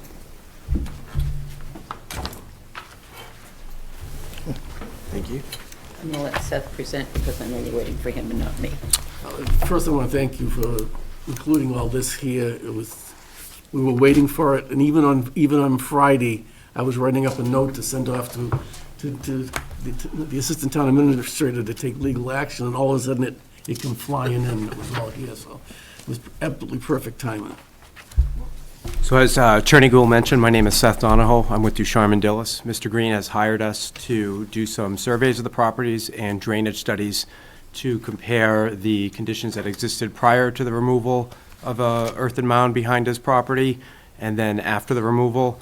And then the final outcome of our studies was to recommend a remedy for that. So I trust that you have all those documents. We have a plan that prepared the estimated topography that existed prior to the removal of the mound, and then we have the existing conditions that existed when we came out to the site in January, and then we also have a plan that depicts the proposed remediation of that. And I have small size copies of those if any of the board members are missing those. We've got it all, I think. Yeah, I think Joe submitted something to us as well.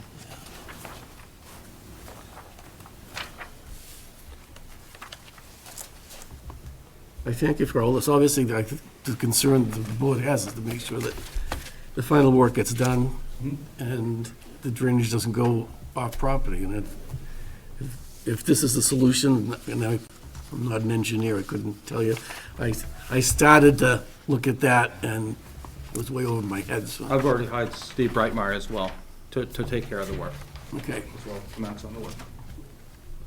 Any questions by the board? As always, just as interested in what the neighbors, have to say, whether they have noticed anything or have any comments on activity to date or the plans as presented. Mr. Dutcher? Todd Dutcher, 64 Spectacle Pond Road. I'm 62 Spectacle Pond Road.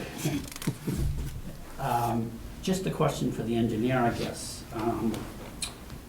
Why you would go to all the expense of creating a berm and an infiltration trench instead of just grading the property back to the catch basin, which it was before? If I can address as the board. Sure. When we came out to the site, the catch basin was not evident at that time, and our scope of work was really to take a look at how much water was coming off the hill at the time, and we took a conservative look at that. So in a sense, overestimate how much water was coming off the hill that existed. And then we took a look at the conditions that existed during our January survey, and that's summarized in your calculations in your report. There's a slight increase in the runoff that was there, and we've proposed a small berm that is going to mitigate any runoff that was coming off the property. And because it was such a large hill that was present prior, the smaller berm will actually result in less runoff going to the northern point of the property, which I believe is Mr. Dutcher's property that he's concerned at. So this will be an improvement over the conditions that existed prior to any of the alterations. Now, one of the concerns that was brought up was that we don't have engineering degrees, and we might want to send it out for peer review so we can just have someone report back to us that would make sure that everything is done properly. So that is correct, and that the bylaw does allow for the board to have peer review done on applications. That peer review is done at the applicant's expense. So we'd first have to obtain a estimate from the town's peer review consultant so we can identify what that would cost. There are a lot of drainage calculations that are included, and there's the stone trench, so one of the main things would be to make sure that that stone trench does accommodate projected runoff that would be going towards that area, and that any construction details are then adequately noted on any plan that is part of an approval. Mr. Chairman, I'd like to just suggest to the board that the remediation and the construction of the trench is about $2,500. We have a bill here and a statement that Mr. Brightmeyer prepared. I am certain that a peer review is going to cost 2 or 3 times that, and I think it's a little excess and overkill for the problem that essentially is non-existent. I mean, if this doesn't work, Mr. Donahoe and his firm, are pretty much on the hook for it, and he's not going to propose something that isn't going to work. I'll from experience, have to say I agree with that sentiment. I am wholeheartedly in favor of the town being completely diligent to make sure the work gets done right, but this peer review process is borderline scam where engineering firms get to exchange, the job of looking over their colleagues' work, and all it does is just drive up the bill for everybody. Whatever. I don't necessarily disagree with you, Mr. Glavy, but I do, and whether it's using, I don't know if the bylaw allows us to use our own engineer. I mean, Chris Stoddard is an engineer. That I He does- wouldn't mind. He does a lot of design of drainage and on our roadways, and we do, in fact, use a consultant as well, but I'd prefer to make sure that we went through that type of an approval process where we had Mr. Stoddard take a look. Great And, idea. He knows how to do all those calculations, and, I mean, even just going through this whole thing, I'd prefer actually to see, maybe you can do it for me, just go up there and kind of explain the pre-existing condition and what that was doing, and then what the remediation. Yeah, I'd be more than happy to do that. I actually had a couple Okay, Mr. points, if it's Chairman? okay, Mr. Chairman. Oh, yes, please. Which screen would you prefer, the side one? It's probably easier for you, but I don't know if it's better. I realize you may not be able to see, so just let me know and I can go over there. So, in a nutshell, what existed prior to my understanding of the removal of the berm was that this hill and this hill were connected through this area. Do you want me to pull up the overlay? I think this is quite all right for now. I'm happy to refer to that if the board prefers, but, so in a sense, from this high point to this high point, there was a continuous flow of water off of a substantial hill. It was about 7 feet tall. That was removed, a fairly gradual grade. You can see we have elevation 238, 237, and then it goes down to a low point of about 235 here. So we're not talking about a very steep slope here. So there was plenty of area for any runoff to be absorbed into the ground, and then there'd be a slight increase in flow, and that's what our calculations show. So what we've proposed, and these solid lines here are the proposed grading, and that's going to be about a 2-foot-high berm, and that would prevent any runoff that does make it to this portion of the property from being conveyed to this point here, which was generally found to be the low point where our studies concentrated. The top of the berm is at elevation 238, so for this to be overtopped, you would have to have a water elevation higher than that, which would require this entire area to be ponded. Highly unlikely. I'm sure that Mr. Green could attest that the backyard has never seen in excess of probably an inch of water in our worst storms. So you would be looking at a scenario where you had needed over a foot of water in there, even more than that. And the reality of it is that would back up to this point here and overflow that way. So you wouldn't even see anything coming over the berm. It's really a belt and suspenders approach to stopping this. The berm could actually probably be lower without having any impact to the abutter's property as well. When this job is complete, Mr. Brightmeyer is finished, would you go back out and take a look at it then to make sure that it's exactly what to? If the board desired and that was a condition of the permit, I'm sure Mr. Green would be agreeable to that. But Steve's redoing the whole backyard and the front yard and all the landscape as well, on the entire home. I just want to make sure that when it is done, that it's. Absolutely. He's more than welcome to come out again to give you the assurance that it's done properly. Is there any other work going to be done out and about? Well, Steve's regrading the whole backyard. Yeah, I mean, redoing the whole. Are you moving your shed or is it? Yeah, the shed's gonna be moved. Yeah, the shed is gonna be moved because that's what I applied for the permit initially for. Oh, I just. Yeah, and that's it. Yeah. Is that the proposed location of the shed, the new proposed location of the shed? Roughly in that area, yeah. And I'm fencing the whole backyard in. I am fencing the whole backyard in. So I've already spoke to the town about that as well. Because I'm not going over 6 feet, I can run it all along the property line as well. I'll stand aside unless the board has any more questions regarding it. Anything? No. It helps. I mean, just to Mr. Levy's point, if the neighbors are here, if they, I mean, ultimately, they're the ones that are going to they have the proof of whether or not it works. Mr. Zacher? What about as far as the catch basin that he covered up? And now he's still left a berm, so it still floods. 22 years ago, when Ross Engineering and Giamo developed all this property, there was a low area, so they put a catch basin in. The grate, yes, is on Mr. Green's land, but part of the structure, roughly a third of it, is on McLeod's land, and it dumps onto my land. So why does he have the right to cover up the catch basin and cause flooding? If I may, Mr. Chair. Counsel? If I may, Mr. Chair, right after our last meeting, I instructed him to uncover the catch basin, and it has been since uncovered. It has little or nothing to do with the violation that this board is reviewing, and I am next going to approach the problem that I alluded to at one of the earlier meetings, in that there may never have been an easement for that catch basin.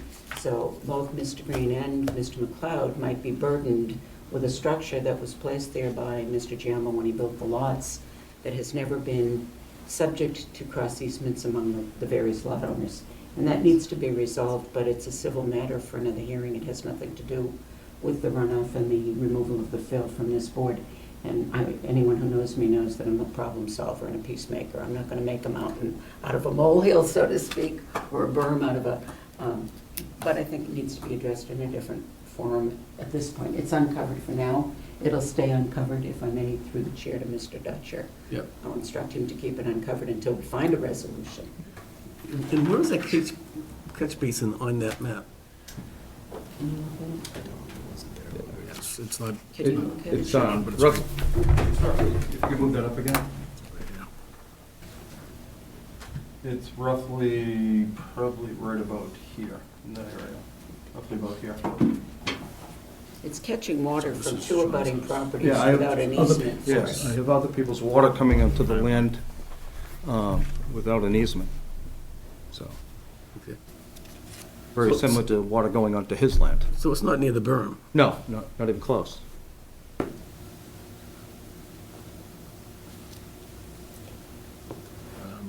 but you're okay with that being conditional?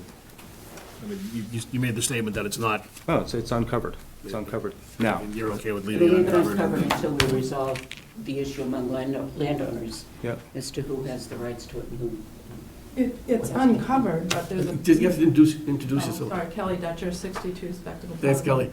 It's uncovered, yes, but he put a berm up, so it's still catching, the water's flooding in front of it. So he's not helping. It's very little that You was built speak over through the there. chair. It's very little that was built out there, you know, initially. Sherry had asked me to uncover it, which I did immediately. You know, if they need this minor berm removed, I can do that as well. And I can have it done within the next day or so. I also have another question. Yes, please. Did Mr. Green ever apply for the soil removal permit, and did he pay for it? Yes, he did. He did, okay. Shut through the chair. Yes, I did. Yes, I'm sorry. So how's the board want to resolve this?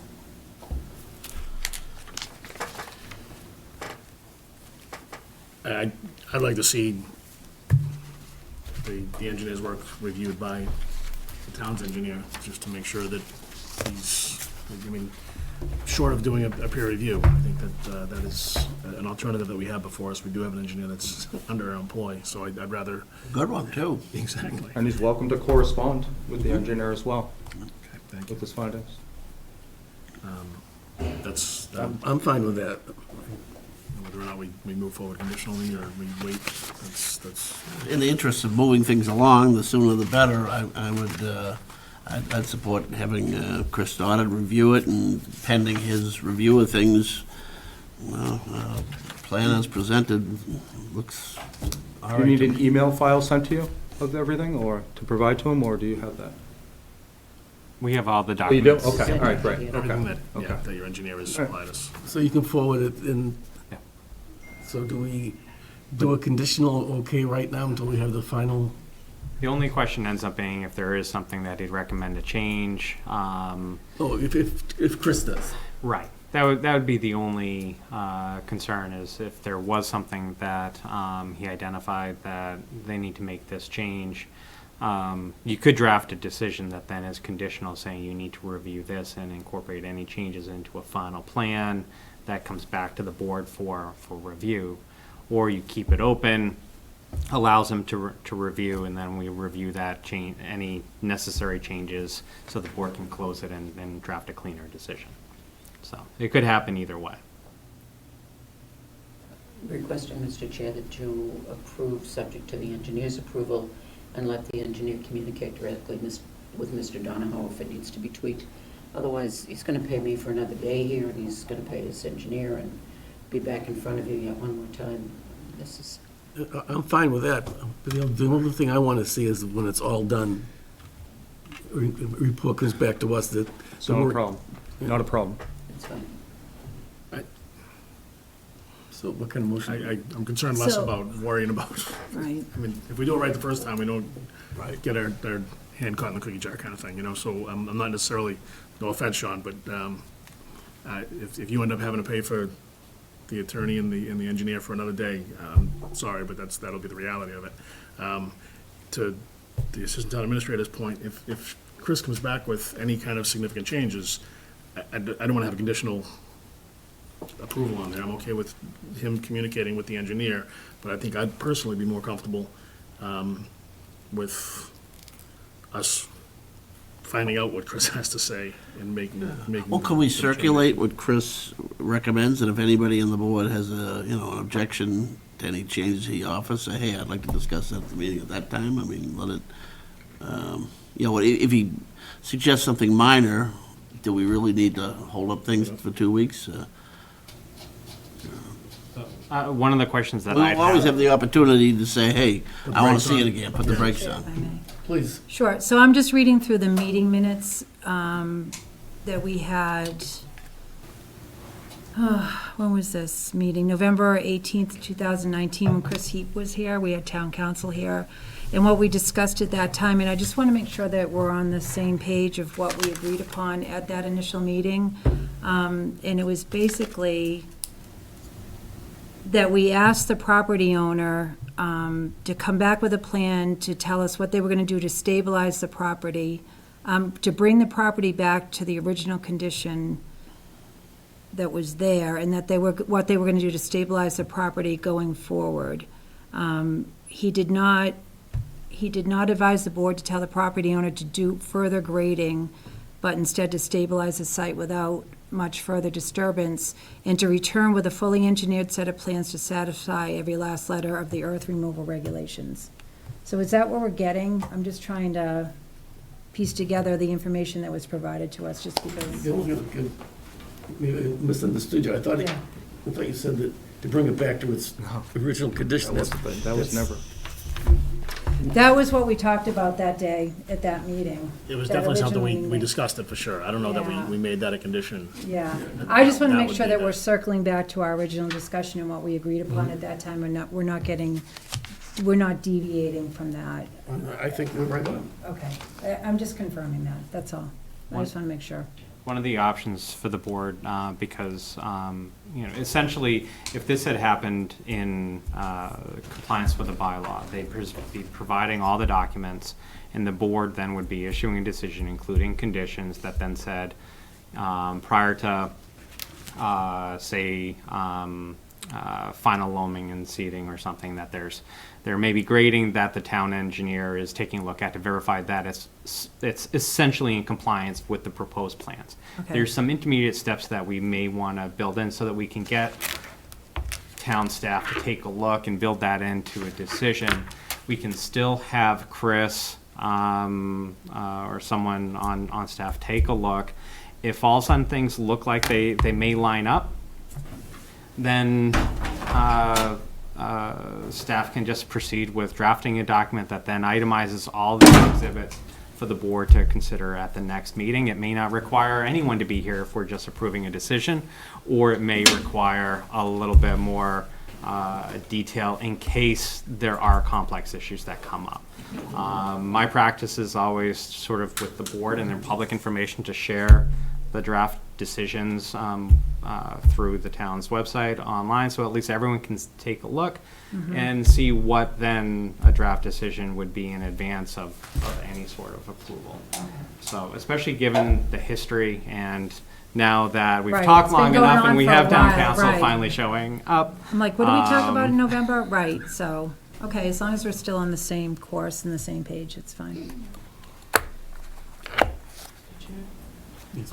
Is there some way to maybe a timeline for this, so we know exactly, you know, you have, I mean, we've been here how many months now with this, and it's still So he's nothing's been gonna, done. Sean, Oh, I'm sorry. it's recognized. You can go ahead, John. Weather permitting, Steve will start the job the week of April 13th, weather permitting. That has to do with the frost. I can provide this to you if you'd like. That being said, I don't think we're holding anything up by asking Chris to take a look at it. No, we have time. If we were right up against it, then I'd say we want to get it done as soon as possible. Yeah. And if it's not going to get done until April 13th, I'm okay with saying, let's bring it up again after Chris takes a look at it in 2 weeks. That's good information, I appreciate that. Do we need the applicant to come back in at that time? Well, I suppose we should review it first and see if there's any, And at that point, my recommendation would be just to continue the hearing to the 9th, and, you know, then we're able to not only have town council opine, but then also the engineering department opine as well. And then if there is documents such as a construction schedule and all of that, then we're able to receive that, if that is something that you'd be able to submit to the office. I would say just in the meantime, Mr. Green's agreed to making sure that that catch basin stays clear and removing the berm, and just make sure that that is included in the minutes and whatnot. need a motion to continue? Move to continue the soil removal public hearing related to 64 Spectacle Pond Road to Monday, March 9th, 2020 at 8 PM to be held in room 103 of 37 Shattuck Street, Littleton. Motion made and Mr. seconded. All those in favor? Chair, Question, before you continue, I just want to know that it's on the record what we're doing next. You're going to be sending the PDF to the engineer for the town to review. Why don't we submit this bill and construction itemization today, so that can go with it? Makes sense, yeah. And Mr. Bretner's schedule. Sean, And do you then have if that I electronically? understand- Do you have that electronically? I don't. I can scan it and send you back a That's copy. fine. That'll be great. And then town engineer will communicate directly with Mr. Donahoe to clarify any issues. And provided that there's nothing significant or monumental, maybe town administrator will tell us we don't need to come on the 9th, or it's just pro forma on the 9th. And if there's something significant, we all come back. Is that correct? That's at your discretion.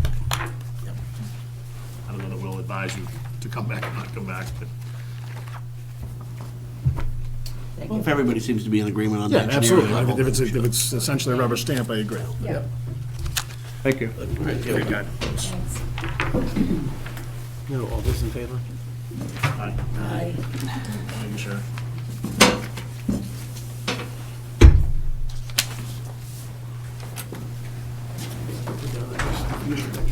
Yeah.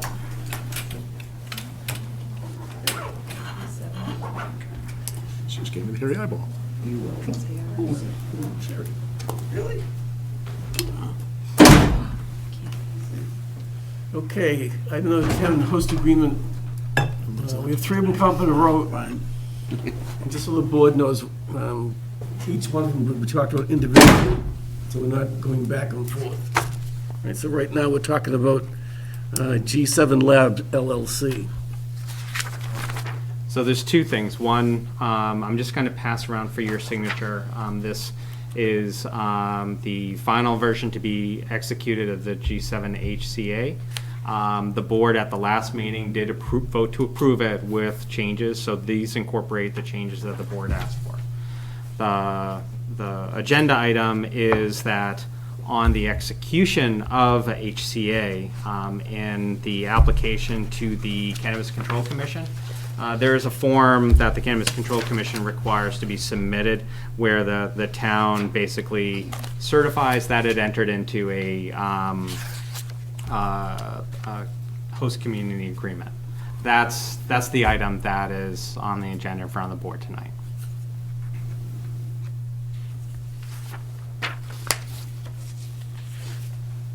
So we just need, at this point, it's in the Just need a motion. motion already. Yeah, and that example of that host community agreement that goes into CCC is on the backside of item 10 in the packets.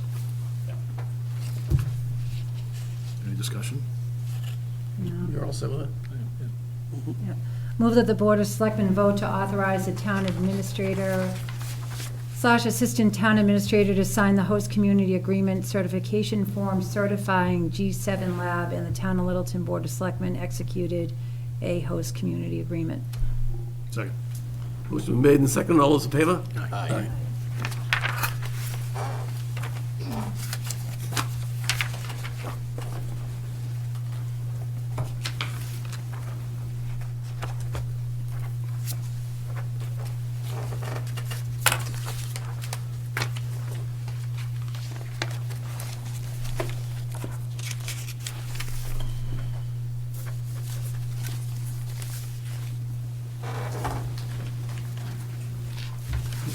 That's all right.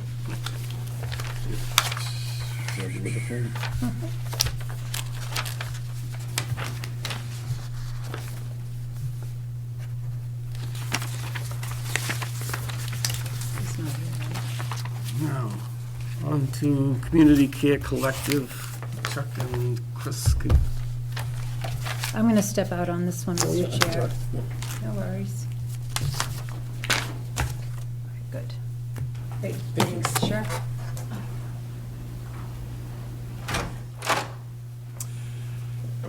You want to leave? Okay, so on this one, for Community Care Collective, we had, at your meeting 2 weeks ago, a pretty close to done version of the HCA in terms of what Chuck and I had worked with the applicant to put together. There were a couple of outstanding issues that we went off to address since your last meeting. Those were to add hours of operation to the HCA. So that's now included as a condition, and they're in there. I believe they're primarily 10 to 10, although it's 10 to 11 on the Friday and Saturday night. So the hours of operation are now in there. In addition to that, a lot of the comments that we went over 2 weeks ago related to an attempt to make the two various retail HCAs that we were working on simultaneously resemble each other as closely as humanly possible. So some of the changes I made were to what I think of as legal boilerplate sections of the agreement.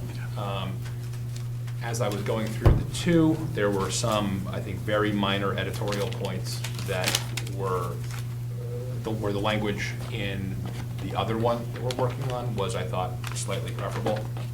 So I made a few, I think, minor editorial changes to the legal boilerplate and made those as well. The applicant was nice enough to agree to all of the changes that I included in the draft since you last saw it. And they've effectively agreed to all the changes that I made. So you have, I think, in your packet, or in your materials tonight, a slightly revised version, but again, those are the changes, the only real changes that were made since the last time the agreement was in front of you. What do you think, Chuck? No, good summary. Yep, the only thing I'd add is appreciate the effort since the brilliant idea of trying to keep these two things looking as close as possible. We're not the marching orders coming out of the gates, but just dawned on me anyway at the last meeting, so, you know, I'm not expecting perfection in that, but I think you guys have done a terrific job of getting as close to that as possible. Thank you. I'm taking credit to Chris. Hours of operation. Do you have any concerns about staying open until 10 o'clock at night? You asking us specifically? I think it mirrors that of a retail establishment, whether it be a liquor store, or, you know, El Forno, or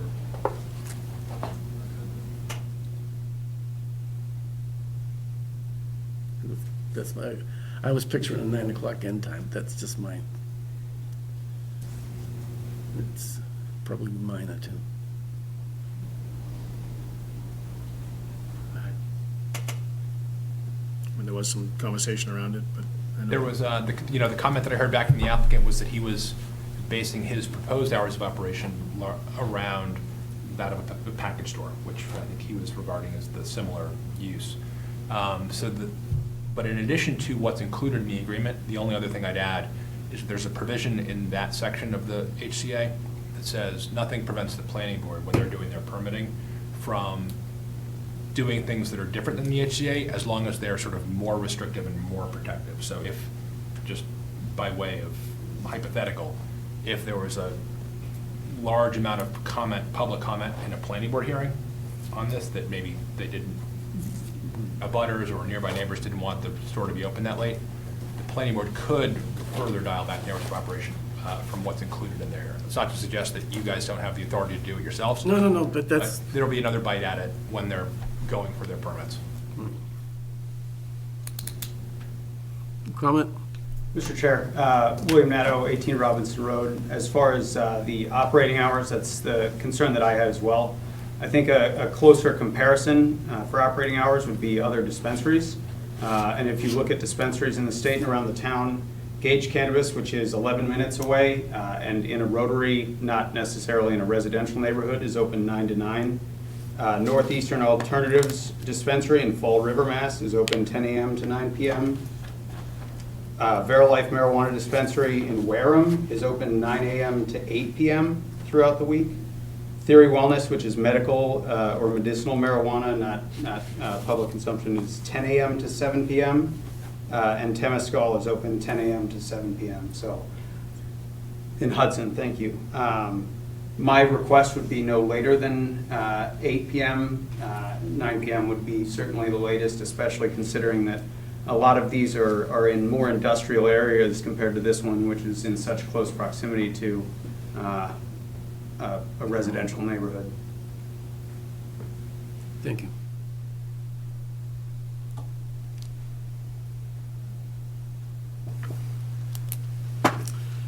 I mean, we did look at, I appreciate the input and your research to give us that. There are a number of locations that are open later as well.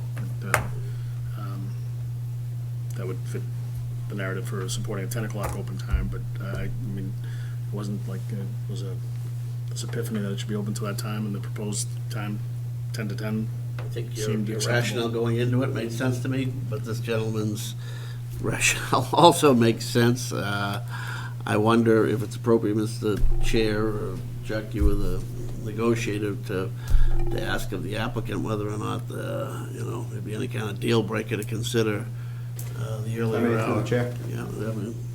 David Gianetta, 37 Spartan Arrow. I would be willing to propose a change to that. And To 9? Yeah, we could go to 9 p.m. I'd request the ability to open at 9 a.m., in trade. Yeah, I It's just following the 12-hour standard of the other. Similar to Gage. Gage is 9 to 9. Yeah. Correct.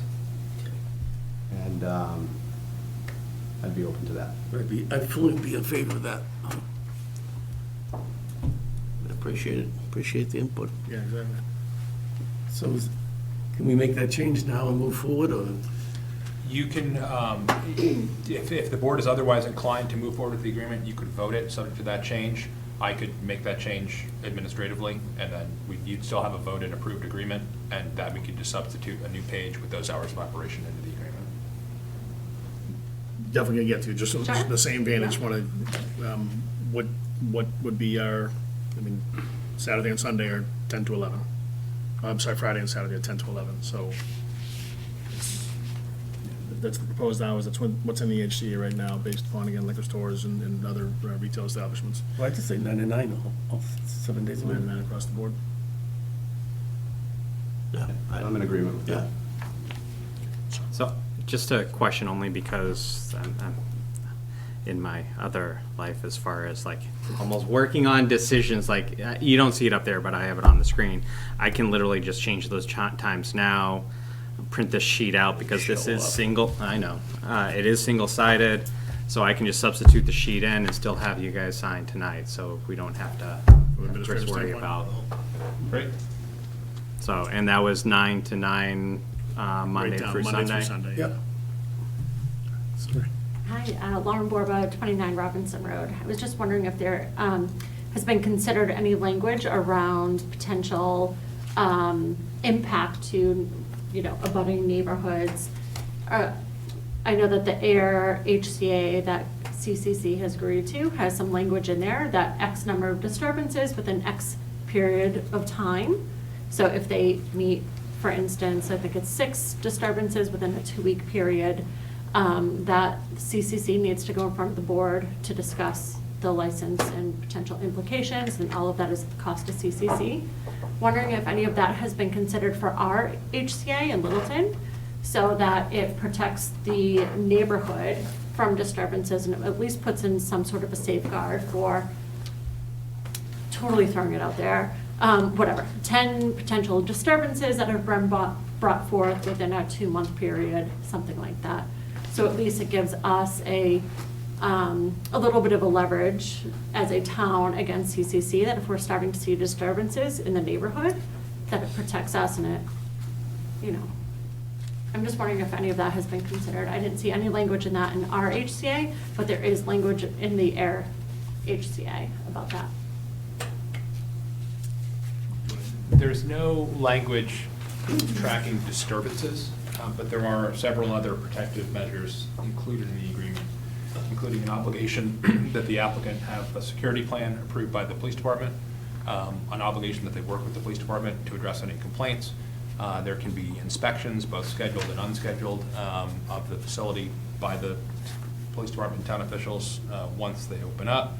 And there's also a requirement that will be included at the very beginning, will eventually get lifted, but that can come back in place later on, which is that if there's too much traffic, if there's too much traffic, if there's any crowds out front, or any lines forming or anything of the sort, the police chief will have the authority under the agreement to make the company go reservation only.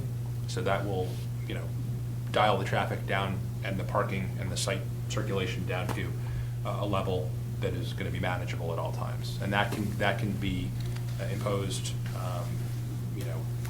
as demand requires once they're open. So, all right. I do have something else Yeah. to add to it, but go ahead and ask your question. No, my request would be that not be lifted.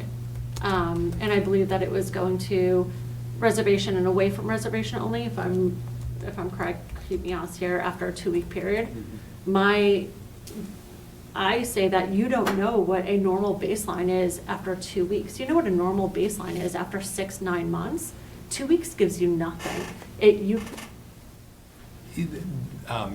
didn't mean to interrupt. Sorry, I'm sorry. no, yeah. So the agreement calls for a minimum of 2 weeks of reservation only, no matter what, period. It has to be 2 weeks when they open.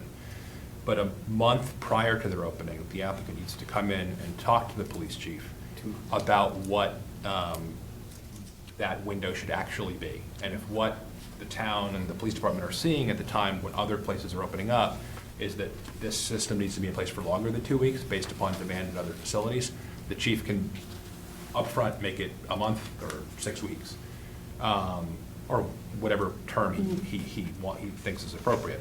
It'll only then get lifted once it looks as though demand doesn't require it anymore. And then if it's lifted, but for some reason there's a quiet month or two and then demand ramps back up, it can be put back in place at any time. So it's not necessarily going to be 2 weeks at the beginning. It could be longer. It will never be shorter. But there's going to be an evaluation made at the time as to what that term should be.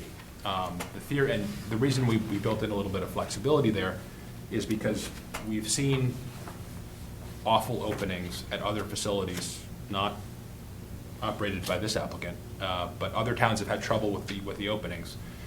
There's some thought, though, that, well, backing up, this applicant is not going to be opening this facility likely until, at the absolute earliest, probably about a year from now. And in the term of that year, it's expected that other facilities in the area are going to open up. So there's going to, the initial demand of a newly opened marijuana retail establishment may not be what we've seen in other towns thus far, when you've got the one in Brookline, being the only one in the greater Boston area. But we don't know that for sure, so we built in some flexibility so that we can look at it when they're nearing their opening and then figure out what the appropriate time is at that time.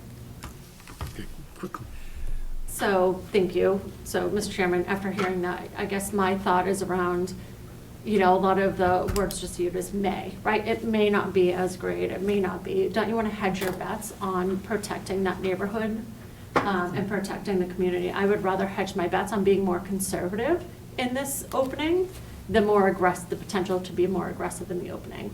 I would think that, for me, again, my perspective is that we would want to take a more conservative approach rather than a 2-week being able to lift it, because we know that process takes a long time. So if we want to reenact and replace, put that, the statute back on it, it takes a while. I would rather than a 2-week, to be able to lift this up and go away from appointment only to something that's more of a 9-month, right? Let's get this 9 months under our belt in the opening, see how it goes with a more conservative opening.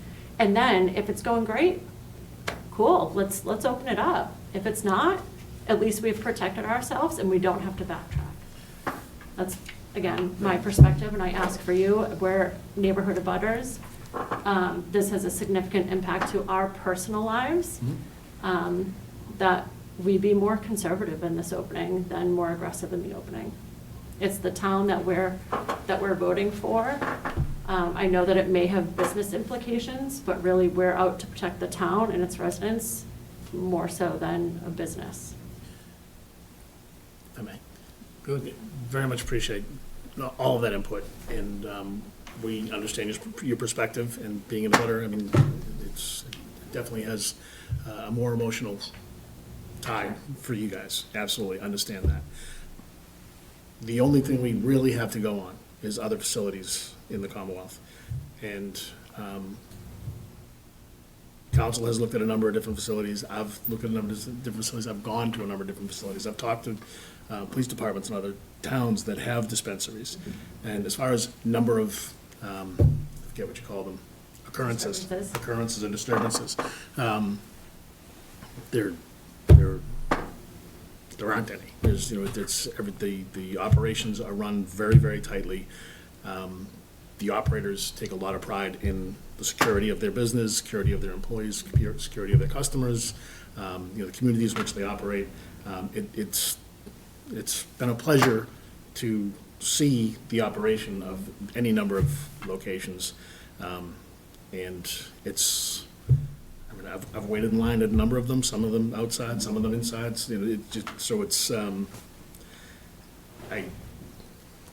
If I lived right next door to it, I might feel differently about it. I don't know. I've tried to put myself in the shoes of direct abutters, but from the operations that I've seen, I can tell you all day long, don't worry about it. And I don't mean to say it like that laissez-faire, but it is something that we definitely considered when we were in negotiations with anybody that came before us. And the reason we put this 2-week window in there with the 60-day prior review was to get the input after another year's time. Basically, we're going to have more data to look at from other communities. We're still not going to know what's going on in our community until they open.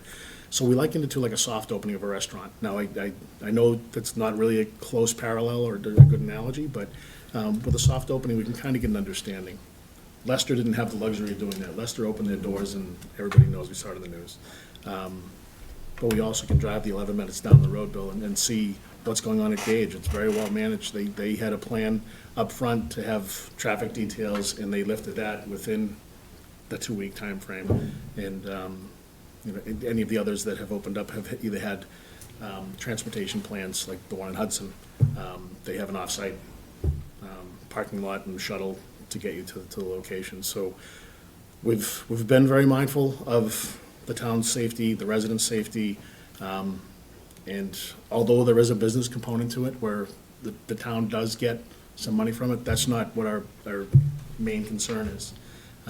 So giving the discretion to the police chief, I feel very comfortable, and that's why we proposed it the way we proposed it, we negotiated the way we negotiated it, is giving the guy who's kind of in charge of, we have the police chief and the fire chief, the public safety is paramount to them. That's why we gave the discretion to the police chief to make those changes. And it wouldn't be a huge turnaround to pivot if we lifted the appointment only after 2 weeks, and we saw that, let's say, April 20th came up, big day in the industry, and there was a huge rush.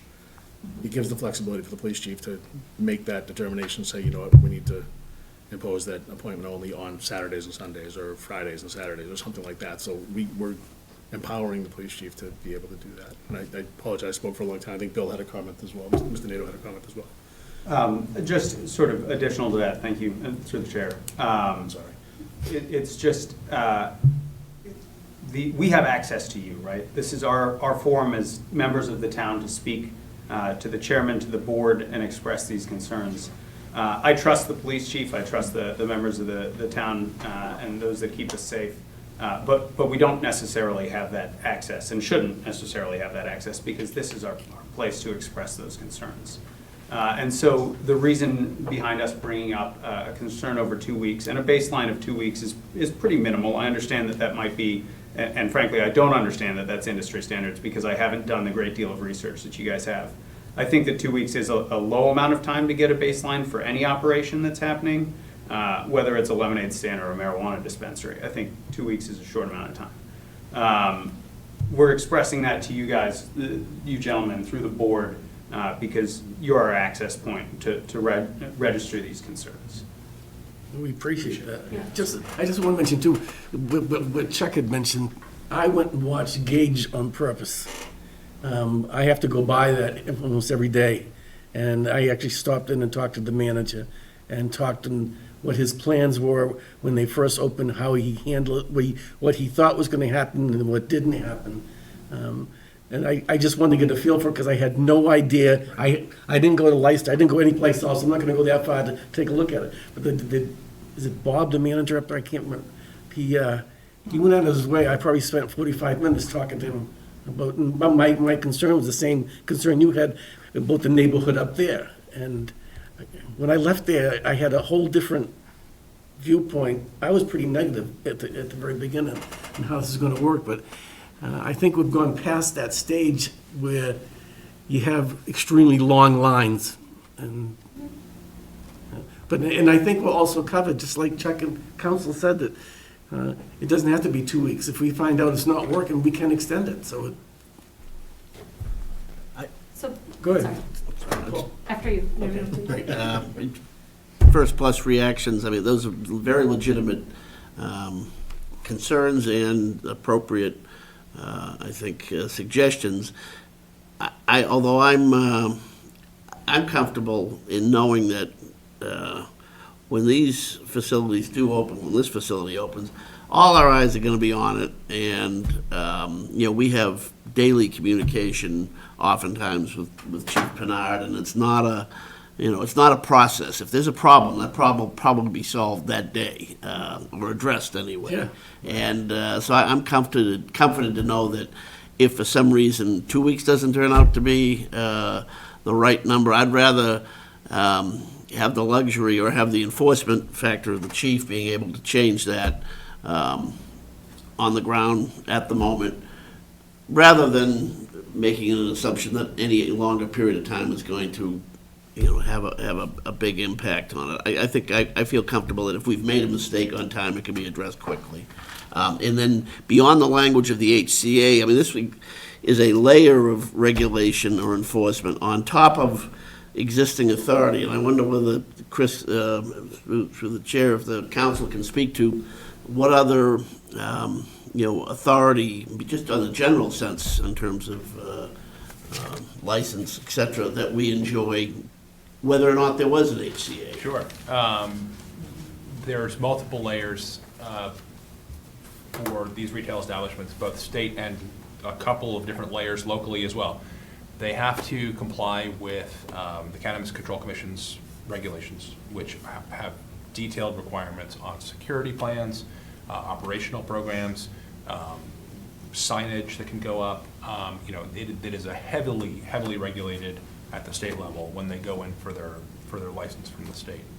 In addition to that, they've gone through this round of review with the board in terms of negotiating the agreement that's going to set forth some level of protection for the neighborhood and the town. On top of that, once they get the HCA from the Board of Selectmen and then start to go off and do their licensing with the state, they also have to come back in for a zoning permit from the planning board here in town. So there's going to be, in addition to the meeting we're having now, there's going to be, excuse me, a special permit process for the planning board, which will involve another public hearing, public comment, and I think even more detailed kinds of information than what has been presented to you in terms of site plans showing the layout of the building, all the parking spaces, traffic circulation, traffic studies. There's going to be another round of substantial review in front of the planning board. And like I said, that'll also involve public comment, and the planning board, I'm sure, will be just as interested in hearing the neighborhood's concerns and addressing them in the form of conditions in the permit when they're doing that review.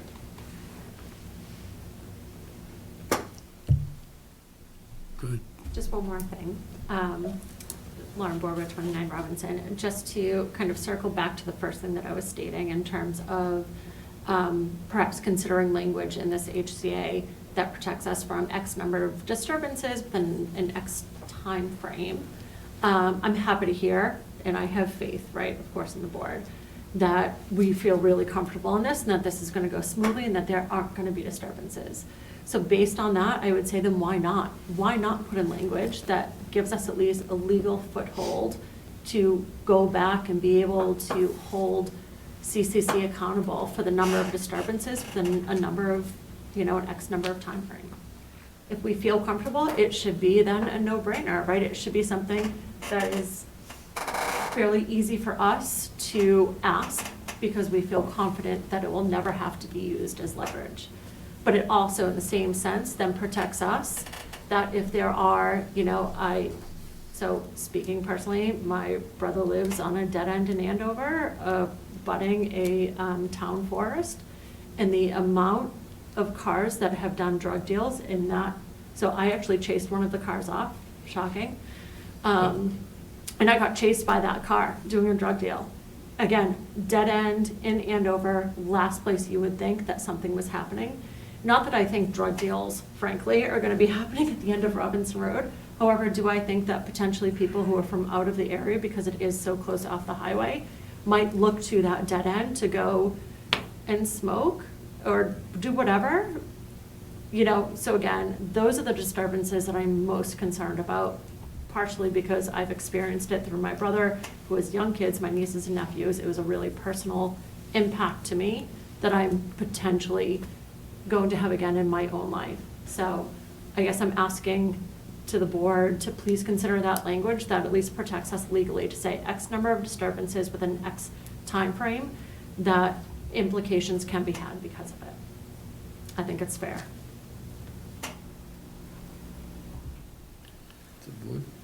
My first thought on it is, I like to think we have the hammer on the first instance. I'd hate to be putting out a list that I would love says, that too. you've got eight get out of jail cards before you get that ninth offense, and then you're in trouble. I'd like, not to put Mr. Gianetta on the spot, but I'd like any applicant to think, I don't have that luxury. I have to get it right the first time and every time. And we have the enforcement authority just by the broad authority that the chief is given, the way it's written. And I'm not sure if we included language like that would be any safer because of it. I think it just, to me, it almost invites a situation, I don't want to repeat myself, but just saying there's almost an implication there that, you get a certain leeway to, screw up for a little while before before it matters, and it matters right from the start. But, As long as the town can be accountable for that first time, I'm okay with that. we'll, If there's no we're not, accountability we're for not- that none of us are first gonna time. exhale, I don't think, until, the door's open and a certain amount of time goes by on any one of these. We think we're getting it right, but, all the concerns you're raising are legitimate. And I'm just comfortable that personally anyways, that the written language, especially given the broad authority that the chief has on a day-to-day basis, is something that's more actionable quicker than, frankly, whatever numerical standards that would have to come back here to be applied. My fear is that CCC, based on prior conversations, will be able to say, I cannot control those people who are my client, who are my, purchasers. Can't control them, So the door's therefore, I closed. cannot control those people who hence potentially are disturbing surrounding neighborhoods or surrounding, honestly, throughout the town. So I feel like this language would be able to hold, it puts something in place. And if it is the first time the hammer comes down, and we can hold us accountable to that, then I feel confident in that. If we don't think that that is realistic, then I ask for the language to be put in place. So the real hammer lies at the state. If any operator messes up, the state is going to be the hammer that comes down and pulls the license, because they're the ones that are, that's where the hammer lies. And, your point is a good one, but you also made the point that any operator can say, well, I can't control, Great. just like Totally someone goes into a bar or a liquor store and buys some booze. And then they go home and they consume it, and then they go for a drive and something bad happens. I mean, it's very, very difficult, and the town it would be very difficult for the town to enforce some of those things. So, we didn't specifically have the conversation around this many, occurrences in this long of a time frame, but we did take a look at the nature of the business, and it's, in large part, it's a passive business. It's not. AIR did have that conversation, because it's in their HCA, so they had that conversation. And I would ask that perhaps we consider Yeah, but having that I can ask council for the number of HCA's that we've looked at and reviewed and tried to look at for guidance. I don't recall seeing the occurrences flagged It was one that I found online for AIR. for air, yeah. We're breaking into conversations here. Sorry. So, We're at that point. I think we are. But just to reiterate what town council said, there is another opportunity for some of the concerns that you have to be aired at additional public hearings through the planning board. And I think it bears repeating. All those concerns being legitimate, I think we have the authority to address them to the broad latitude of the chief, and I think that's more impactful if an applicant should say, gee, I can't control the crowd. Oh, okay, I can. You're now going to an appointment-only system. And I don't think we need to have any, numerical matrix in the HCA to do that. I think we have that authority, and I'm comfortable with that, but we'll find out, and, and if we have to change something, we will, but,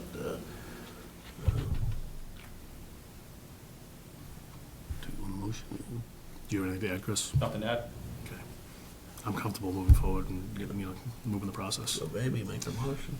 Move that the board vote to sign the host community agreement with Community Care Collective as amended. Thank you, Joe. And to authorize the town administrator, assistant town administrator to sign the host community agreement certification form certifying Community Care Collective and the Town of Littleton Board of Selectmen executed a host community agreement. Second. Motion been made, all those in favor? Aye. Those opposed? Thank you. I have to go find Thanks, Chris. Cindy. Thank you for the input.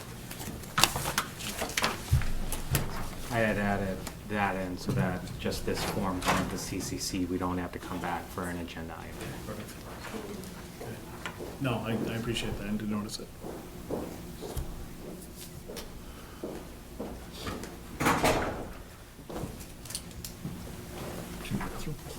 She was hiding out in the hall. You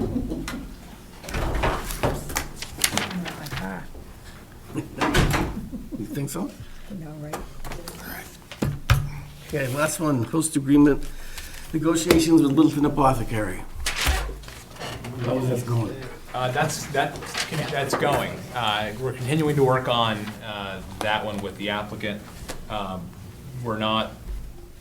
We don't have a final agreement to bring in front of the board tonight. We're hopeful that we can do that soon. Since we were last together 2 weeks ago, I produced a new draft that contained substantial revisions to the one that you were looking at 2 weeks ago. The applicant responded with a fairly significant round of changes of their own. We had a call, Chuck, the applicant, Nina and I today, to discuss those changes. We're continuing to work together, and I think we've resolved that we're going to keep talking, but I think that one remains a work in progress. So I guess what I'd suggest is that we're still working on it, and we'll come back to the board. Yeah, I'll just, if I can just add a little bit to that, there were some items in the host community agreement that we had some space between us. Many of those were addressed today. Christine was very accommodating. As usual. The applicant was very accommodating. In many of those, and offered suggestions to try to help us get over the finish line, essentially. So, Chris and I have some items that we're working through and have to discuss. And I think Chris has some input that he wants to get from some of the members that have provided some input up to this point. And then the applicant has a couple of items that she's going to get to us as well to help us to try to, like I said, close the gap and get to the finish line. As usual. Is it premature to say, is that finish line possible for the next meeting? Or is that an unfair burden to put on all involved? That's fine with me. We've been working on it for a long time, and I would like to get it to the finish line as quickly as humanly We would all possible. like to cross that finish. All right. Yeah. I hope so. Hope for that close. Can't promise it, but that's the goal. Yeah, I'm cautiously optimistic. There's progress from where we were at the last meeting, just in the atmosphere in the room, so I hope we're getting that close. Anything else on that? Anything, I mean, applicants are here, and we've never, stopped them from speaking up. If I may, Mr. Sure. Chair. We had a great talk today. I agreed to remove almost all of the changes that I suggested.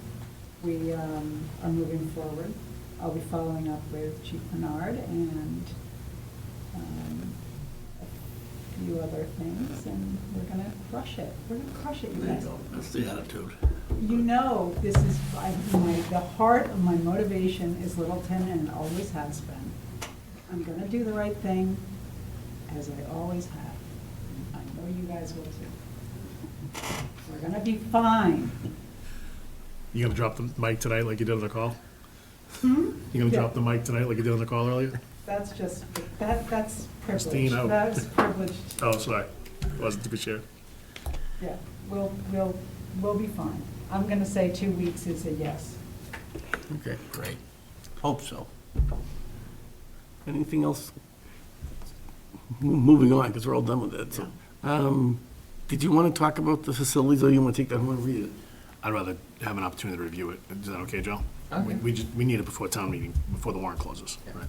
Yeah. So I'd rather, if that's okay with the board. Yeah, I'd like to take a That's slow closer read look at it too. I'm not a so. quick reader. And there's no pictures. All right, good. We're all done. Are we done? Is that it? I'll make a motion to adjourn. I'll second it. Motion been made and second to adjourn. All those in favor? Aye. Thank you for watching. Thank you.